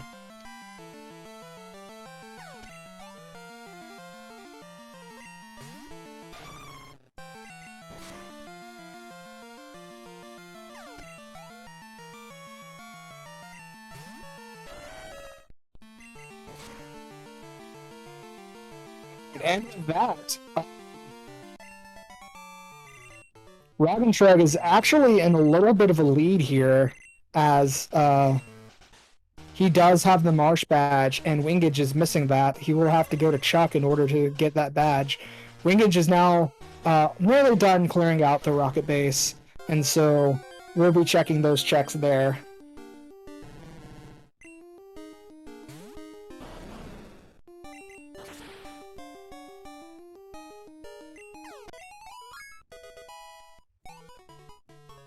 Raagentreg doing a couple of checks here south of Violet. The Zephyr Badge check and this cut check right here.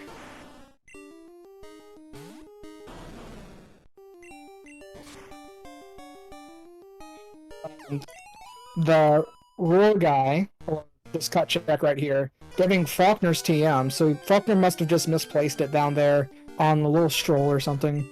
We see Raagentreg making his way into the basement, or not, or yes. Yep, and he seems to be finding this trainer here, so he will for sure be going towards the basement in just a moment. wingidge finally through the rocket base, getting Vanilla Whirlpool of all items.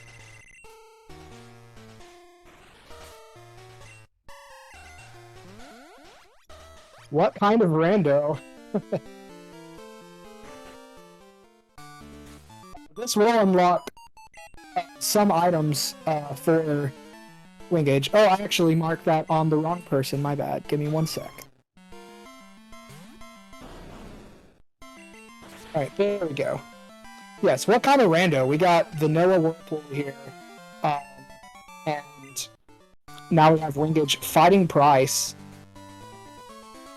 Meanwhile, Raagentreg will be making his own trip through the basement. wingidge did this just a little while ago.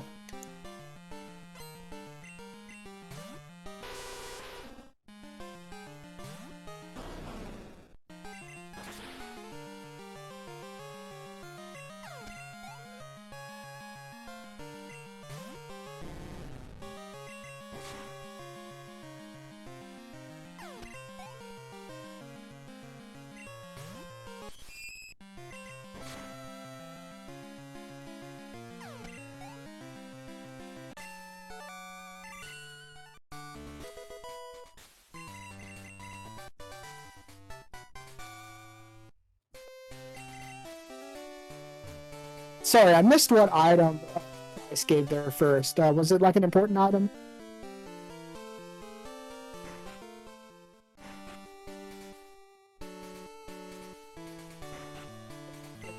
That's what I thought it was going to be. When I heard the jingle, I was just had to look away for just a second there. But thank you guys.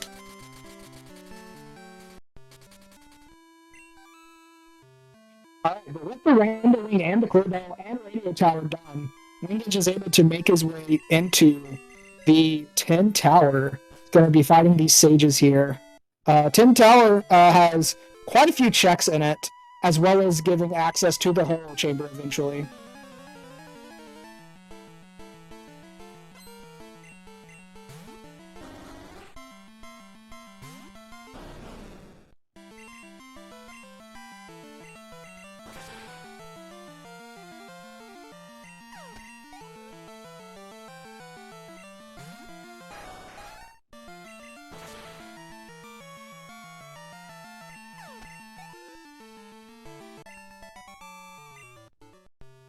At this point in the race, neither runner should be having any real trouble on any of these fights here. Really only if it comes down to maybe blue or red, there should be any significant need of X items or anything like that. Wingidge's Entei being level 56.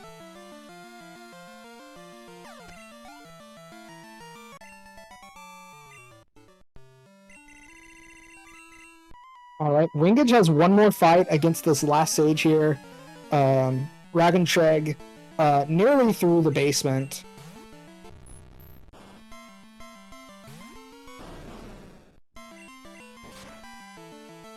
Even if the Thunder Badge and the Boulder Badge are both in Tin Tower, Wingidge will still need to think about going towards Sign Red in order to fight Chuck, because the Marsh Badge is on Chuck's wife. He will need to defeat Chuck in order to get that item.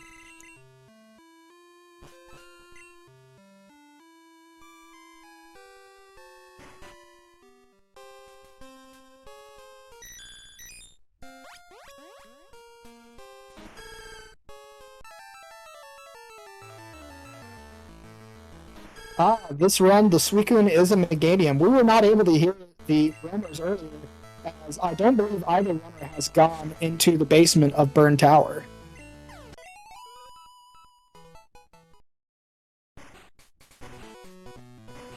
And like I mentioned earlier, since both runners are running the Entei, if there is an Entei registered in your Pokedex, I believe, it might have to be in your party, I'm not sure exactly the specifics, but the Entei will not do its cry and run out like the Raikou did.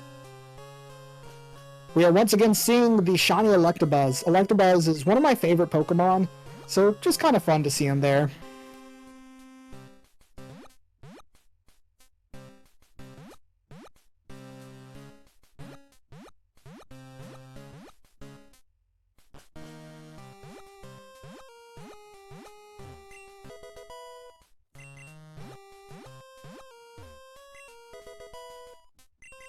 That is the secret potion for Wingidge.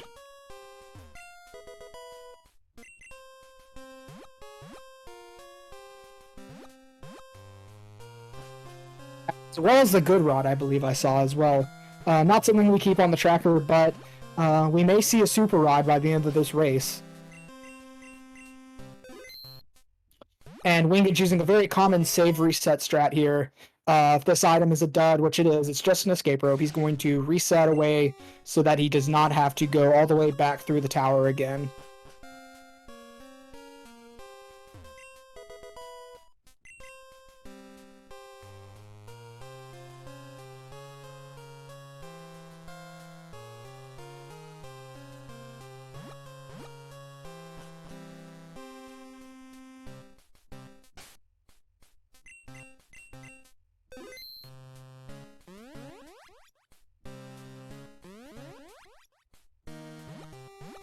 Alright, and we see Raagentreg making his way south of Vecretique. I'm not sure exactly where he's going yet. He might have collected the squirt bottle. It appears that he did collect the squirt bottle and I missed it. Oh yeah, it was in the house in Lake of Rage. Right.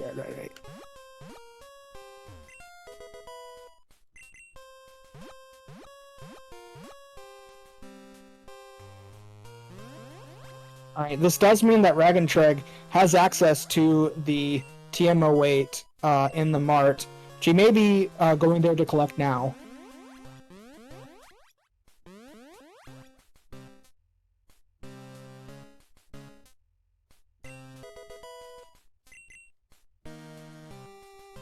Now, with that secret potion, yeah, apparently a bunch of nuggets in the Tin Tower.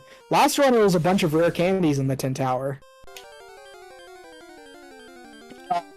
Getting that secret potion, ooh, an Alakazam for the Ho-Oh. If they weren't already very invested in the current main they have, they could consider switching. And it looks like wingidge will be catching the Alakazam there. It could be... oh, never mind. He's going to run away from it. That could have been a potential... like, if you're very desperate, a potential main swap on red in case the Entei just really wasn't working out for whatever reason. But wingidge will be checking out the Ho-Oh chamber now, which will give him another 4 items. But the secret potion that he got in the tower may influence him to go up the lighthouse, because I don't believe he has done that yet. By going up the lighthouse, he will be able to unlock the pharmacy check, which may further incentivize him to make his way over to Cyanwood and eventually get that Marsh Badge from Chuck.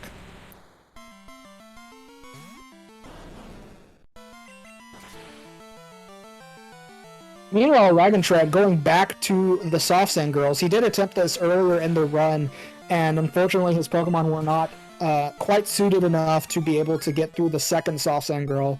But now he should be sufficiently leveled, and this is a check that wingidge has not done, which may further put Raagentreg ahead.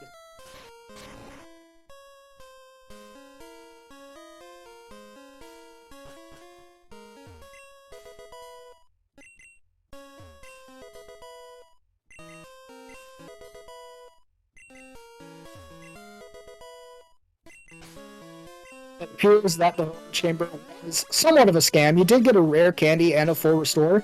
Those are pretty good items, but you also have the blue card, which is very much a scam. And it looks like, as I predicted, wingidge will be climbing up the lighthouse now. He'll be collecting the checks along the way, if he hasn't already, as well as going to turn in the secret potion to Jasmine, which will allow wingidge to fight Jasmine for a couple of checks, and may further incentivize wingidge heading over towards Cyanwood. Meanwhile, Raagentreg, almost done with the Soft Sand Girls. And also, happy 2 hours, guys.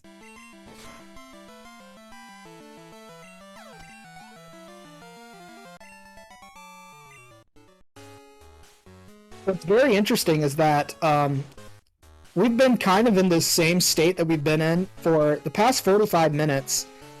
We had about 3 badges left at the 1 hour 13 mark, if I remember correctly. So we have been searching for these last 2 badges, the Boulder Badge and the Thunder Badge. We've been searching for them for a while. Fortunately, I missed the item on the Soft Sand Girls. I do not believe it was a badge, but someone in chat will call me out on it if it is.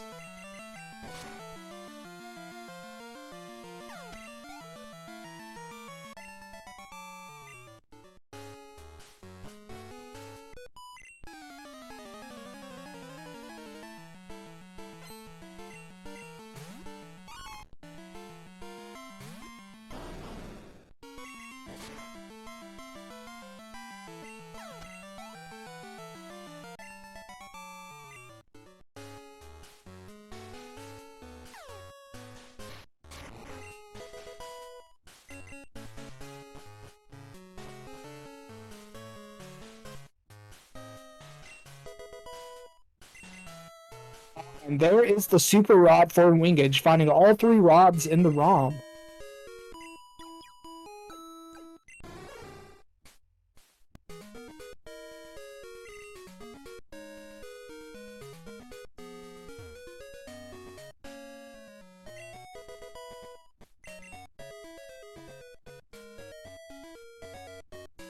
Thank you in chat, no badge on soft sand girls.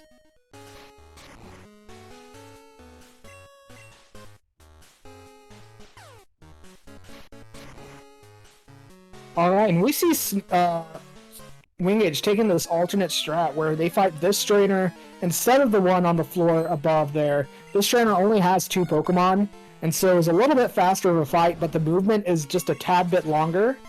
So it is an interesting strat.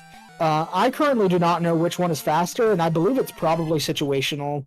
Either way, it shouldn't make too much of a difference here. Wingidge will still get the item here, and will, I'm assuming, make his way over to Jasmine.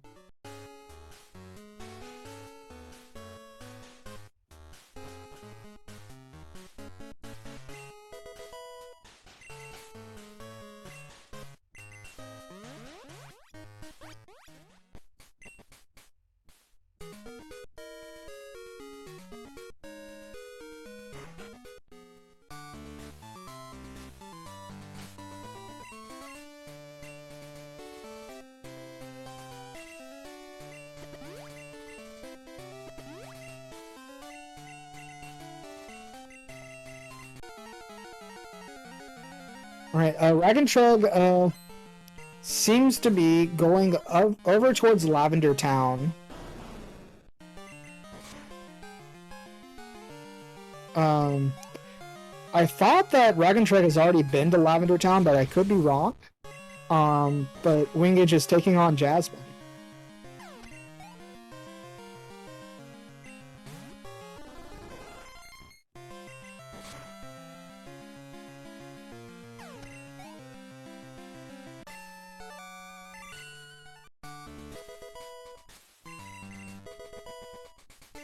And Jasmine only giving an X accuracy and an amulet coin. Nothing too important there.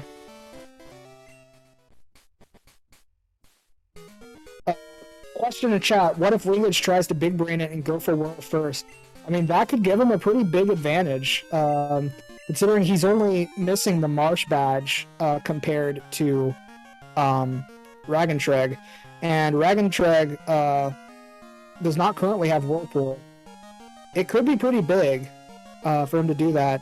Flash is currently not an item that we've seen. And we see wingidge using the same fly strat that Raagentreg did earlier. He's going to be getting this pharmacy item pretty soon.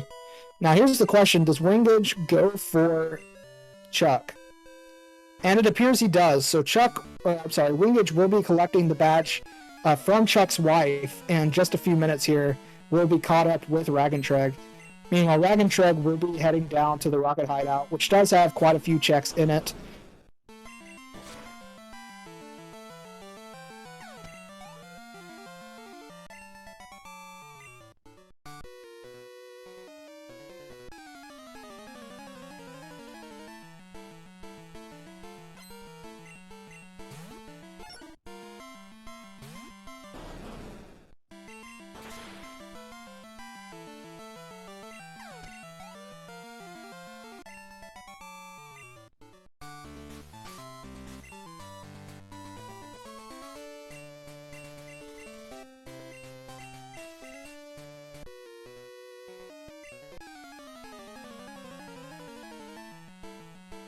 That are saying this could be an E4 seed.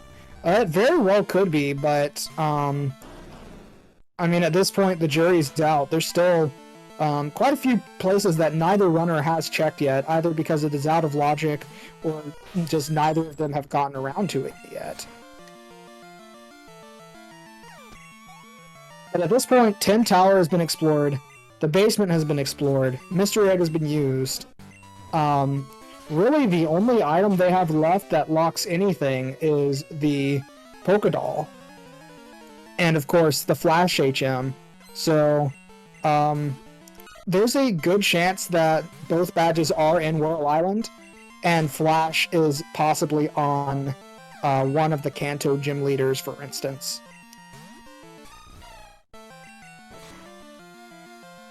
Or possibly worse, Flash being on E4, and then the badges being in Whirl Island. Either way, in this case, especially if I were in wingidge's position, since he has Whirlpool, I'll be thinking maybe I should go on ahead and check out Whirl Island, even though I don't have Flash yet. Especially since Wingidge has shown that he is fairly comfortable doing these rooms in the dark. It should not be too much of a problem for him.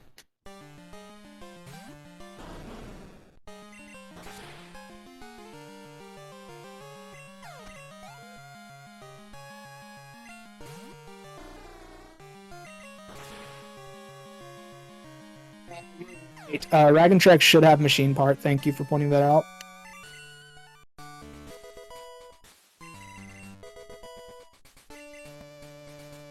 And there's the mystery egg for Wingidge.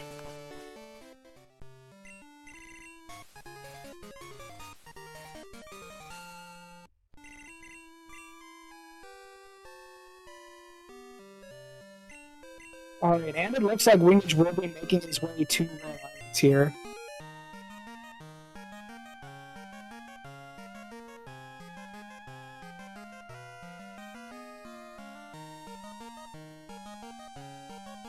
Now, what we do know is that if the item, if both badges or some other sort of progress item, which could only really be the Pokédoll, is not in Whirl Islands, then that's going to be a problem for the runners. It could actually mean an E4 seed, or at the very least, it's going to be one of these Kanto gym leaders, such as Blaine or Blue, or possibly just be Route 4. But also be Morty. Neither runner has done Morty yet. And I don't believe either has done Kimono Girls either, now that I think about it. There's still a good number of checks left.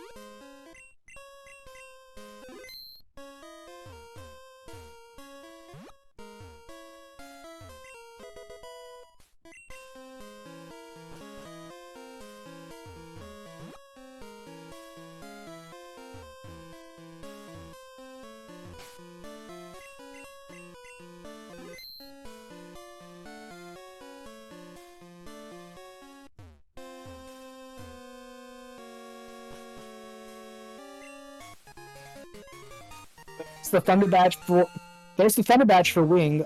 Going out of logic to get it turned out to be the correct call on his part. He is now one badge away from Go mode.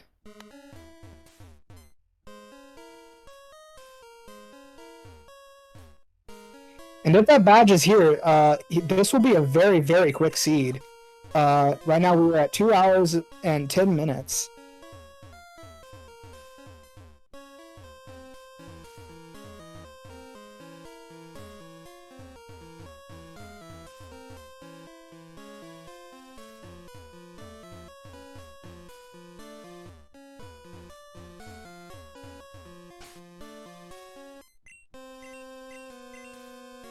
It seems Wingidge is just a little bit lost here, but I think he found his way now that he used that strategy of flashing his start menu in order to kind of see where the position of the rocks kind of position where he is in relation to those in the room.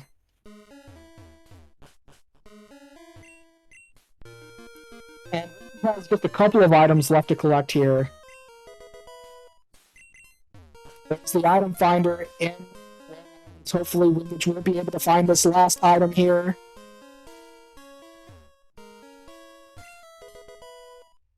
And it's just an X attack. That means that Whirl Islands does have one badge, but does not... Oh wait, no, there is one item left here. I forgot, he checked this item last. This could be the Boulder Badge, and this could be Go mode for him. It is not, however. There is, I think, still one more Whirlpool check he has left to do, as well as he could go fight Claire. And it seems that he is electing to possibly do the Kimono Girls and or Morty. Yeah, it looks like he's going to the Mart first. Meanwhile, Raagentreg seems to be taking a little small break here. Hopefully he remembers to talk to the Murkrow sitting there before he makes his way back, or he might need to make another walk of shame.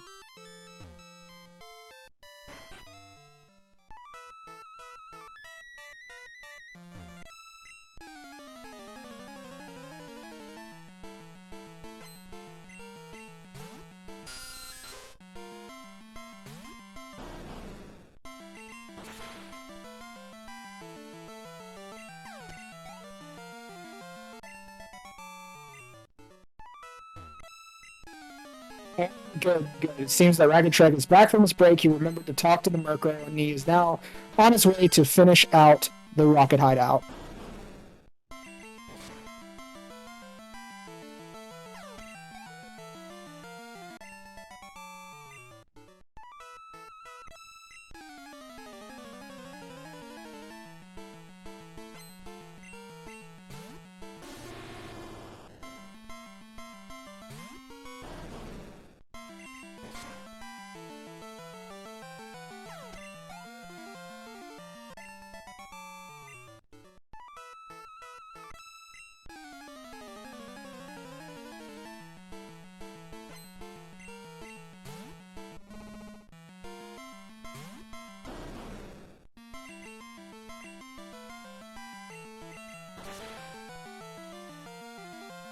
If I recall correctly, one of the parts of Fly, or I might be getting this mixed up with a different race, but I believe one of the parts of Fly was in Rock Tunnel or in Dark Cave.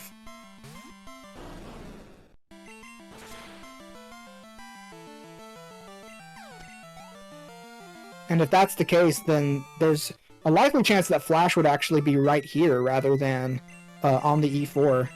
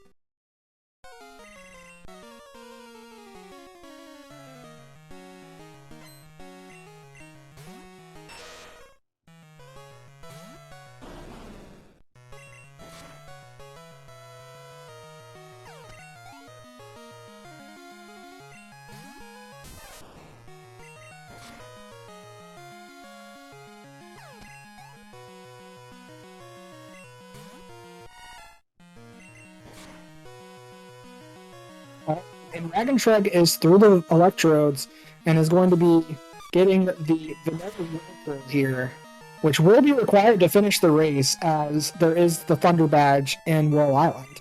So this is pretty good for him.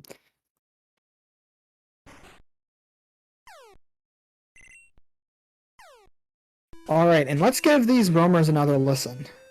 Or not.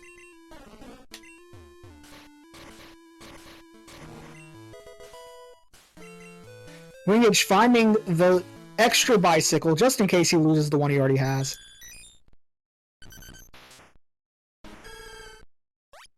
Alright, that sounded like a Porygon 2 and a Dodrio? I don't know, maybe someone in chat would know better than I would.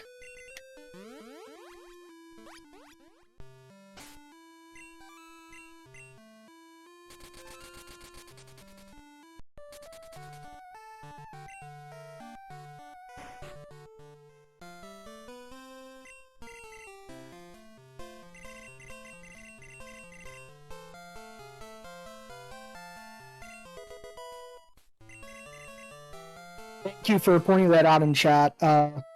Yeah, sometimes this track is just a little bit finicky to use, but thanks for the reminder.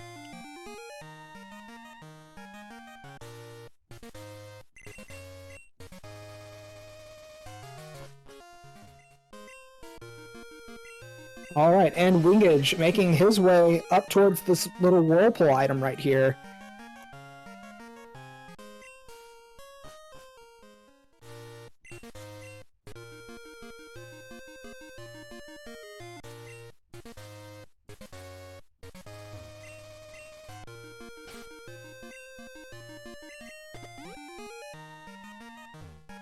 And Raagentreg finishing up all of the radio tower checks. Curious to see where he decides to go next.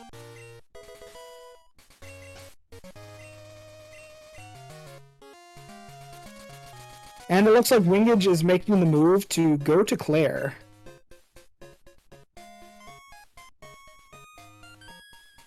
Meanwhile, it seems that Raagentreg will be also going into the Burn Tower here.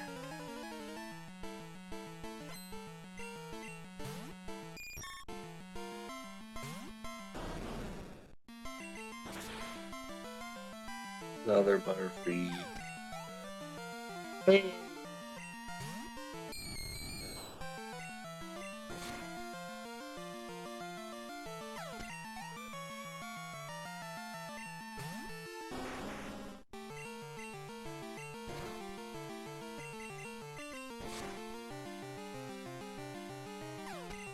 Alright, I'm gonna go on ahead and switch over this audio so we can get one more listen to those roamers like we like to do.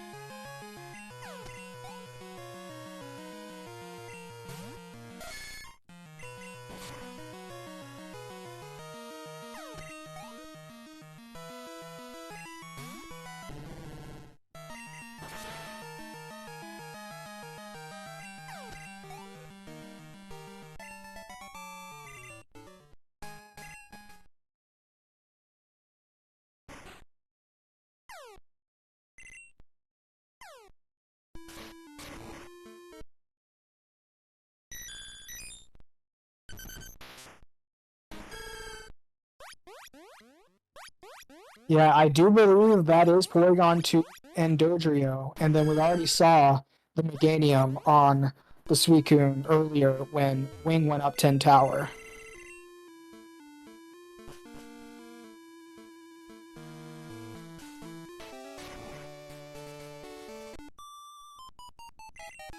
Meanwhile, Wingage nearly through Claire here. Raagentreg picking up that second bike. Again, it's possible you could need a spare if you lose the first one. And just to make it clear, for those who may be watching this for the first time, no, you cannot actually lose the bike. That was a joke.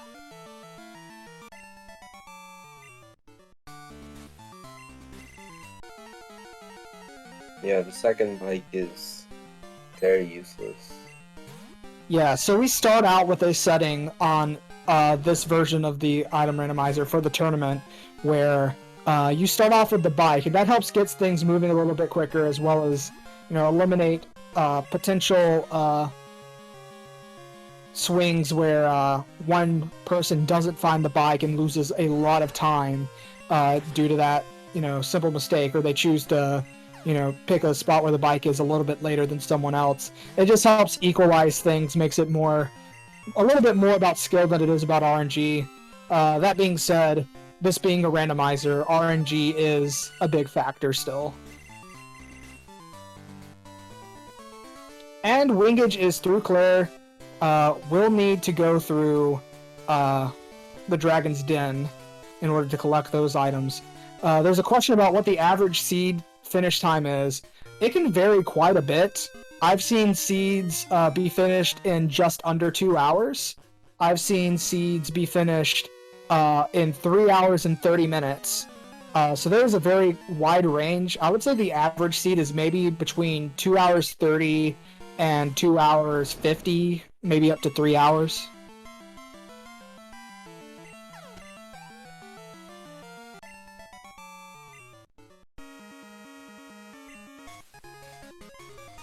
And that is the Bold Badge for Wingage. That is go mode for him.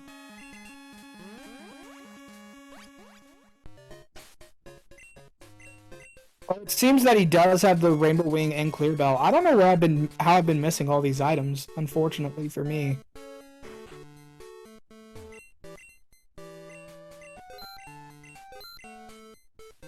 Yeah, I've been missing them as well.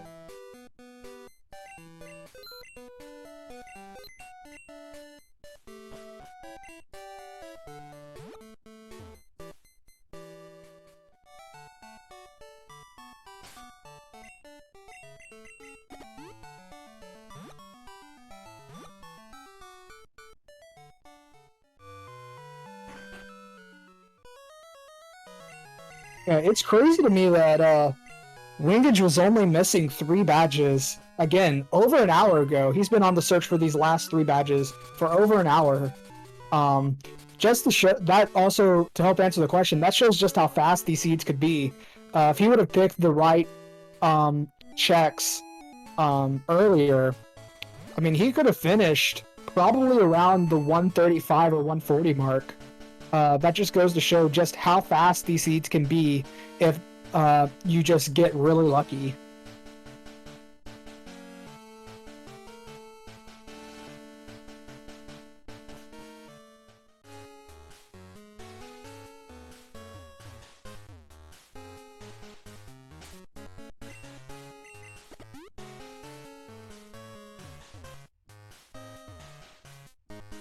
And wingidge has to go through uh,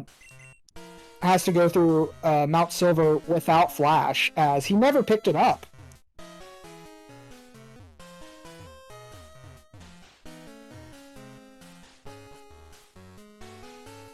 He made it through, and now he just has to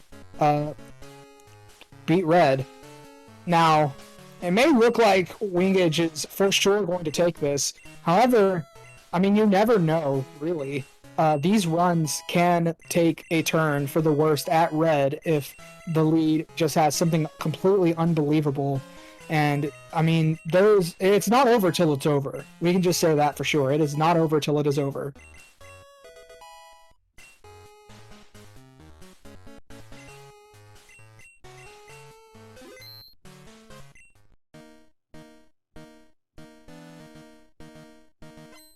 Alright, and wingidge is beginning his battle on Red, starting out with a Granbull. That Granbull, being a male, has very, very high attack. Granbull is primarily a female Pokemon, so that means when you see a male Granbull, you know its attack DV is going to be quite big. It's using Razor Wind rather. Luckily, it missed on the Entei, but that Razor Wind, most think it's a flying type move, is actually a normal type move. It is stab for the Granbull. Luckily, not dealing too much damage to the Entei.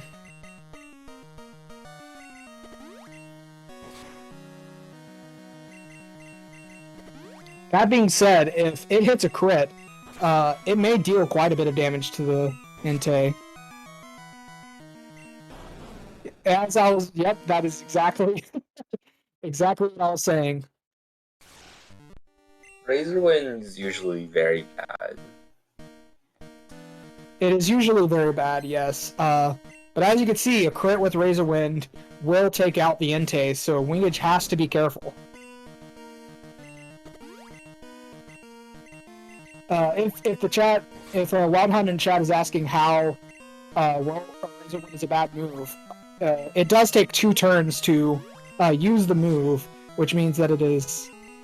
Oh, it did nothing at first.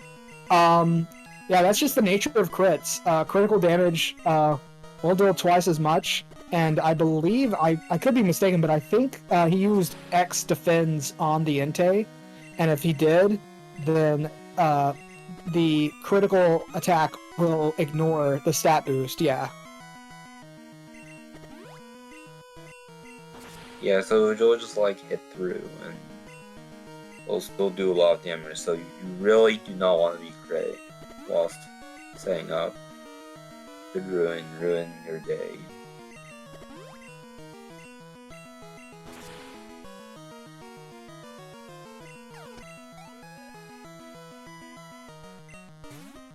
Alright, and it looks like Entei is through the Granbull. Let's see if the Entei can get through the rest of the Pokemon. Raagentreg making his way into the Ho-Oh chamber.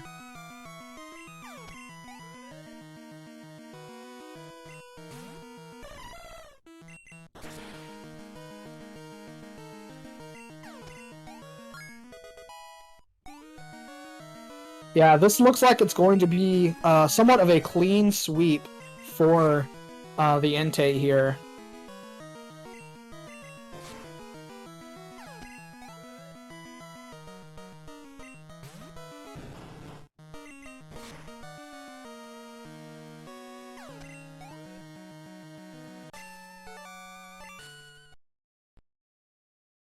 All right. And it appears Wingage has finished with an official time of 2:28:27. Everybody get your GGs out for Wingage in the chat. Actually, my bad is 2:28:26.97. Very, very close. Wow, that Entei, not looking great on the DV side. Having 3 in almost everything, a 0 in speed, and a 13 in HP. At least it's a little bit bulky right there.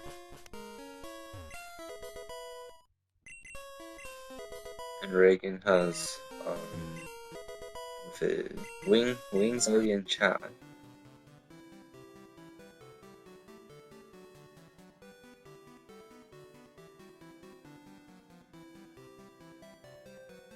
It appears that Raagentreg has forfeited. Okay, yeah. We got Wingage and Raagentreg here.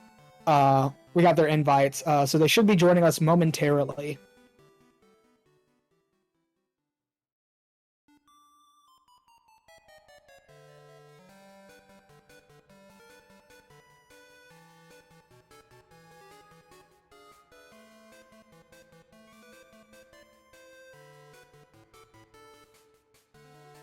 All right, GG's to the both of you. Thank you, thank you. Yeah, GG's, thank you. So, any idea where Flash was? No freaking clue. You know, I was gonna figured it was probably gonna be a flashless seed. Well, I say flashless. I felt like Flash was gonna be the end of the game was either gonna be locked behind Flash, or I'd have to do whatever thing was with Flash. Because did you find something key in a Flash case then? Yes, Thunder Badge is in Mortar. Or not Mortar, Whirl. Oh, it's in Whirl. But I did Dang. all this blind, so... Yeah, I know. You know, I'm just gonna go up the lighthouse, see what's up there, unless we already know. Alright, I can tell you where Flash is, if you'd like to know. Was curiosity, yeah, because... Was it up Yes, lighthouse? I'm gonna say Route 25. Flash was in... Flash was Claire's gym badge. Oh, it's Claire's Dragon? gym badge. I was gonna go there next, actually. Well, that would have been your Boulder badge. Oh, would it? Yeah, that was my next play, because the thing is, I was probably going to check the secret potion, even though it was one check, because you never know when it threw me up Tin Tower. So what was here then? Oh, wait, you won't know until after. Right, of course.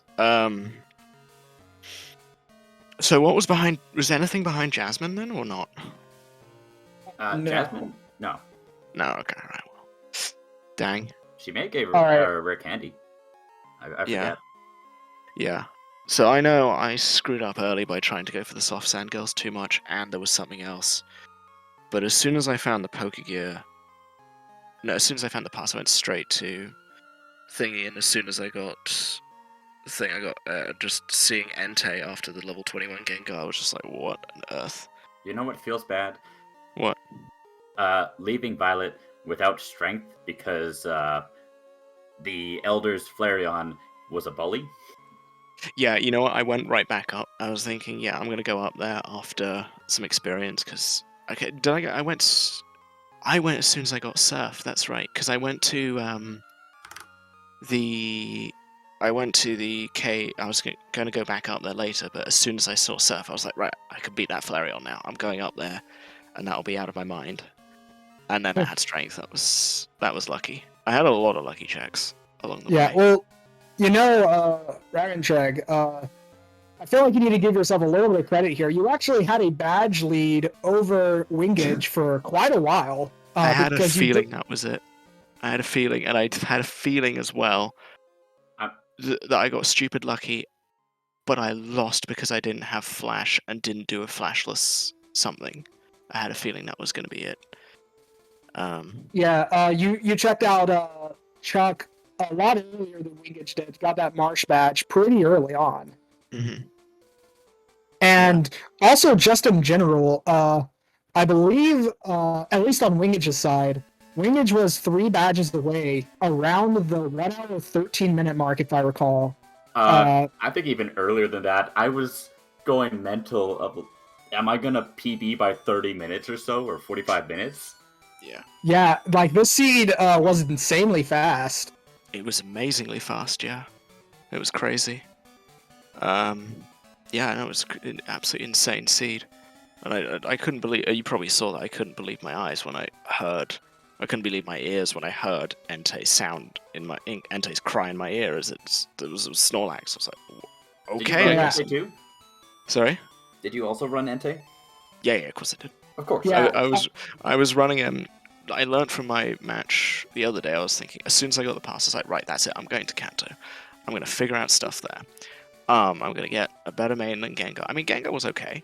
It did okay. Its starting moves were shockingly bad, but so I was thinking, right, okay, I'm going to go to Cycling Road.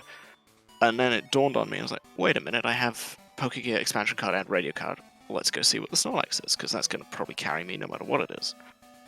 And then it was Entei, and that was crazy. And the most annoying thing after that is I didn't know at the time, but not going through Diglett Tunnel after that to find Cut there of all places. Oh, that was a bummer.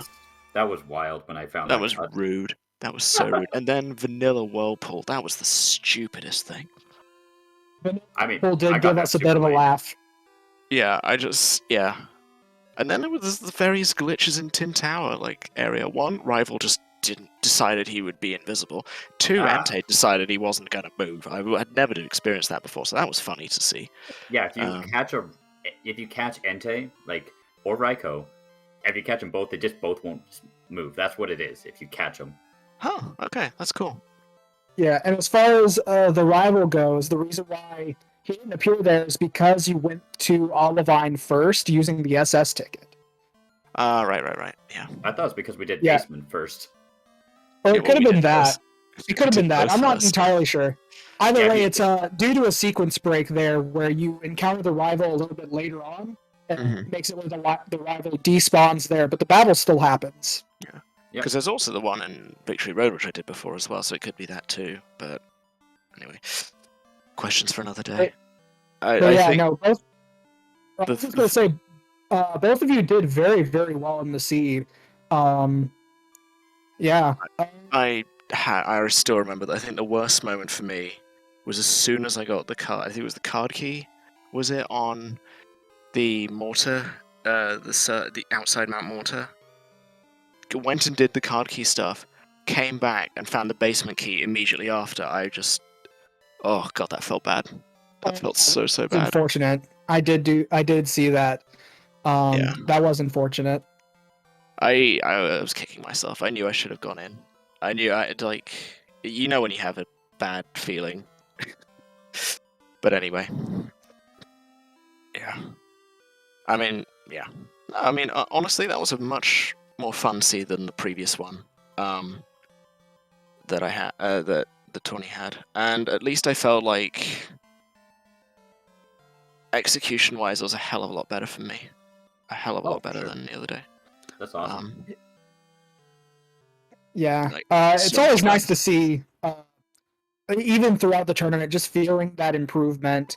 Even when you don't necessarily finish before your opponent, you can still feel good in knowing that you did better this seed than you did in the last seed. Yeah.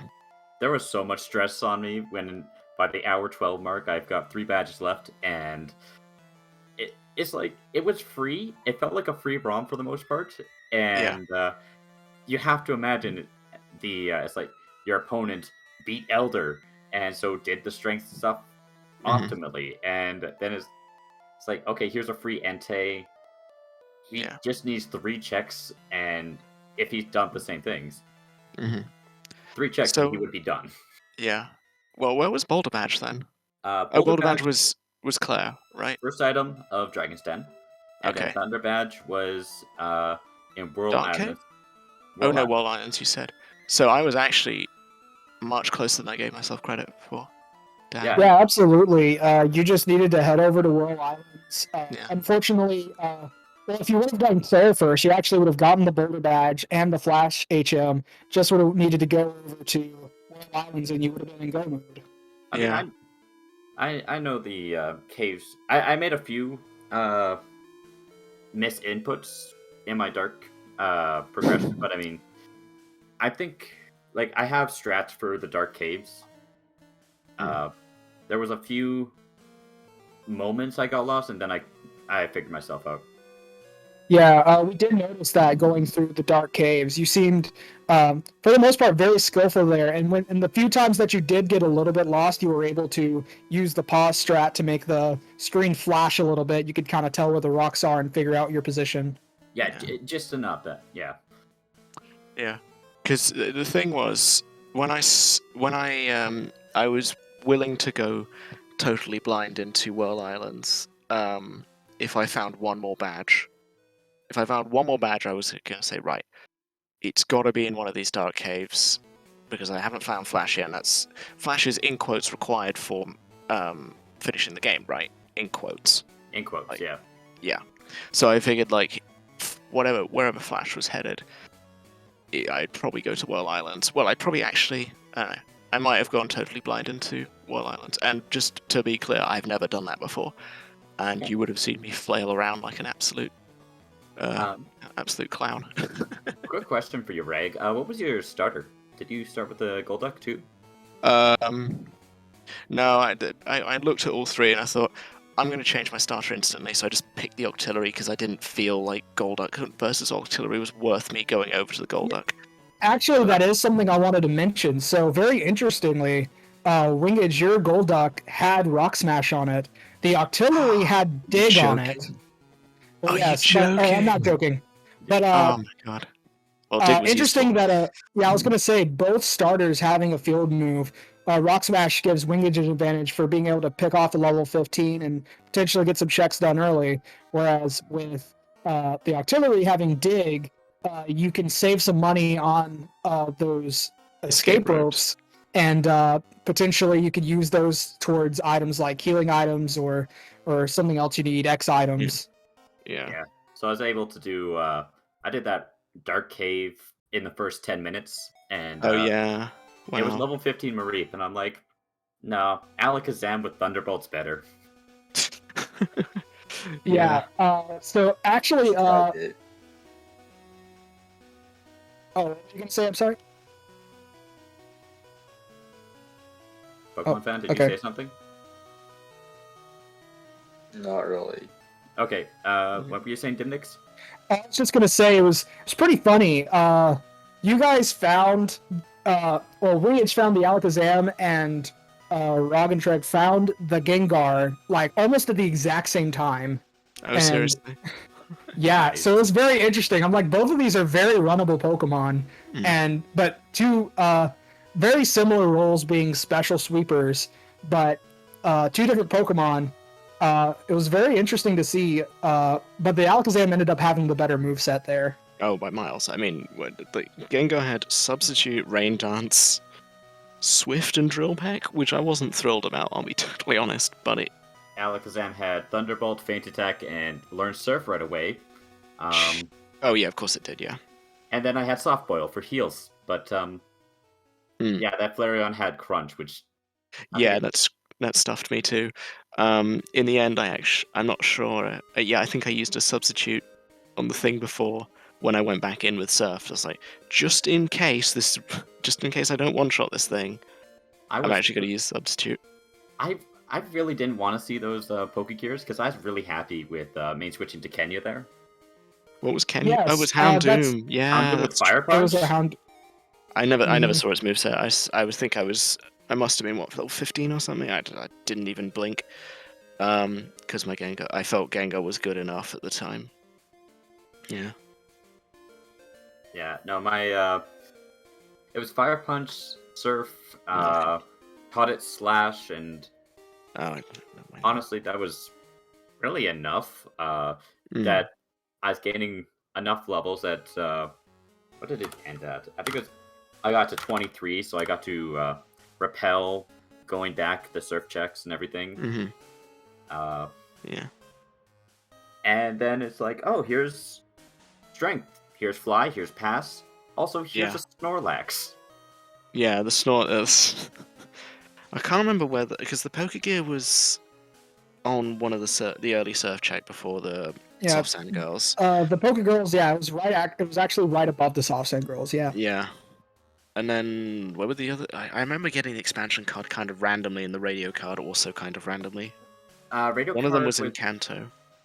Radio card was early. It was like was outside really Dark Cave. Yeah, that sounds about right. And then the expansion was. Where was that? Was that in Saffron? I think so. Or I think it was Saffron. I think it was the gym. The dojo? No, it was before you guys went to Kanto at all, I believe. Oh, yeah, it's also possible. Expansion is in Union Cave. It's the bottom floor. Oh, yeah, that was... right, that's where it's at. So where was the radio card then? Was that just first thing? Outside of Dark Cave. It was outside of Dark Cave. Okay, so I should have just instantly... I should have clicked that I should instantly go to the Snorlax. I mean, I went there pretty quickly in the end, but yeah. I mean, hey, 228 is a relatively decent, really good time. So, like, and you were catching up, like, yeah, you're a few fights behind because you had to have to do all of Claire, and yeah, it's all the Claire, all the moving boulders. So it's basically Claire, moving boulders, whirlpool thing back there, then go to Whirl Islands, and then Red. So I'd say give me 15, 20 minutes behind, I'd say. 15? Yeah, honestly, not terrible. Yeah. Well, very good. GG's to both of you. Yeah, GG's. Anything else you guys want to say? Shout out? I have one thing I want to ask Wing. Go ahead. So I saw you seem to feign quite a few wild Butterfree. Why is that? Because I know it gives decent experience because it is a fully evolved Pokemon. I have Thunderbolts, and I needed to not see wild Butterfrees anymore, so I need the levels. Sure. It seemed almost out of spite for Pokefan here. It's not my fault Butterfree kept coming to attack me. Swarms of Butterfree just always hated me. I can totally respect that petty little grudge against Butterfree. We made special note was made that I was going to say special note was made that you killed several Butterfrees but decided to leave a Metapod alone. The Metapod did nothing wrong. It's the Butterfrees that attacked me. Yeah, no, I got to catch my buddy Dunsparce, which I'm happy about. Where was Dunsparce then? It was on Route 31. No, well, I only saw one in a trainer fight, so it's not like I tried too hard. It had Shadow Ball. It scared me when my Alakazam was about to die. Oh, no. I thought my buddy I was was going to quite be excited. Seems like we all kind of saw our buddies this run. My buddy Electabuzz was the shiny Pokemon. Yeah, it was. Yeah, that was fun. Didn't see mine though. Didn't see Diglett. No. I actually saw it in a trainer battle, but didn't see it elsewhere. That was a shame. I was pleased to see my buddy. I wasn't as pleased when I saw Wing killing it all the time. See, I would have caught other people's buddies and nicknamed them had I not missed strength so early and not been stressed for an hour of being 3 badges away from go mode. Because I went from having the world open, 3 badges remaining, to at this point I have 8 checks left. Yeah. And they're all a little bit obnoxious, but yeah, it's pretty much gym leaders. Also, Morty's a scam up today. No, I didn't. It was a scam today. Yes. I didn't do. I just abandoned Morty. I didn't. At the time, I was thinking because just to be clear, you do have to actually trigger the Suicune to go and do Tin Tower, right? Or can you just go up Tin Tower's right? You can go up Tin. Actually, yeah, that was where my first time hearing the cries was going up Tin, and then I went to Burned. Okay. You can go up 10 first. Okay, that's good to know for the future. You can go up 10 first if you either A, Well, actually, the only way to go up 10 first is if you beat Radio Rockets, which I did. I did that too. And because it's like, oh, card key. Oh, basement key. I know what I'm doing in the near future. Yeah. Something I want to say, speaking of things that you may not be aware you can do, Raagentreg, I've noticed in the past couple of races you've done vanilla false director, and I'm not sure if you're aware, but you can actually skip doing the trainers on the way to false director by using the key card first. Wait, what? Wait, hang on a minute. Yeah, so you know how you have to use the key card to go up and fight at Right, the top? yeah. Yeah, so if you clear out those fights first, you are able to clear out the rockets from the radio tower, but the false director will still be there. So you can actually skip, I think it's 3 or 4 fights on the way to the false director that way. Yeah. Oh, that's good to know. Because I was really hesitant on going up after getting Buena, and also learned for the future, go to the radio tower first, just in case you get the badges and get blocked off Buena for no reason. Oh, yeah, that was... Yeah, I made a beeline for skipping Azalea. I'm not taking that risk. When I got that 6th badge, I'm like, I'm saving. I'm saving before almost every couple of pickups. Yeah. So you do that. Yeah, unfortunately, sometimes you can get 7 badges before even reaching Goldenrod, and that can cause issues that way. Yeah. Well, at least I know now to always go radio tower first, even though it's so tempting just to go to the mart. So very tempting. Yeah. Yeah, I got my 7th badge just right after going out of radio tower, going down to bike shop. It's like, I get it. As soon as you leave the radio tower, go to bike shop and come out, it's like, did you know the radio tower is under attack? Yeah. Yeah, I think I went to the bike shop first and locked myself out of Buena. Luckily, Buena didn't make or break anything, but Yeah. I don't even know what gave. It was something pointless, either a TM or I don't know. It was something that forgettable, let's say that. Hang on, what were they, the great fun is when Buena has the 7th badge. Oh, that's always fun. I mean, that's why I was saving everywhere. Death Warp strats do not want to have 7 badges without the basement key, or without checking radio first, at least. Anyways. Yeah. GG, yeah. Yeah. GG's to both of you. Again, very great race from both of you. Anyone still in chat, because I know there is another match going on that's pretty in high demand. It's Montebank versus Rob the Gamer. But if anyone is still in chat, please follow these runners. I'm going to post the link in chat real quick.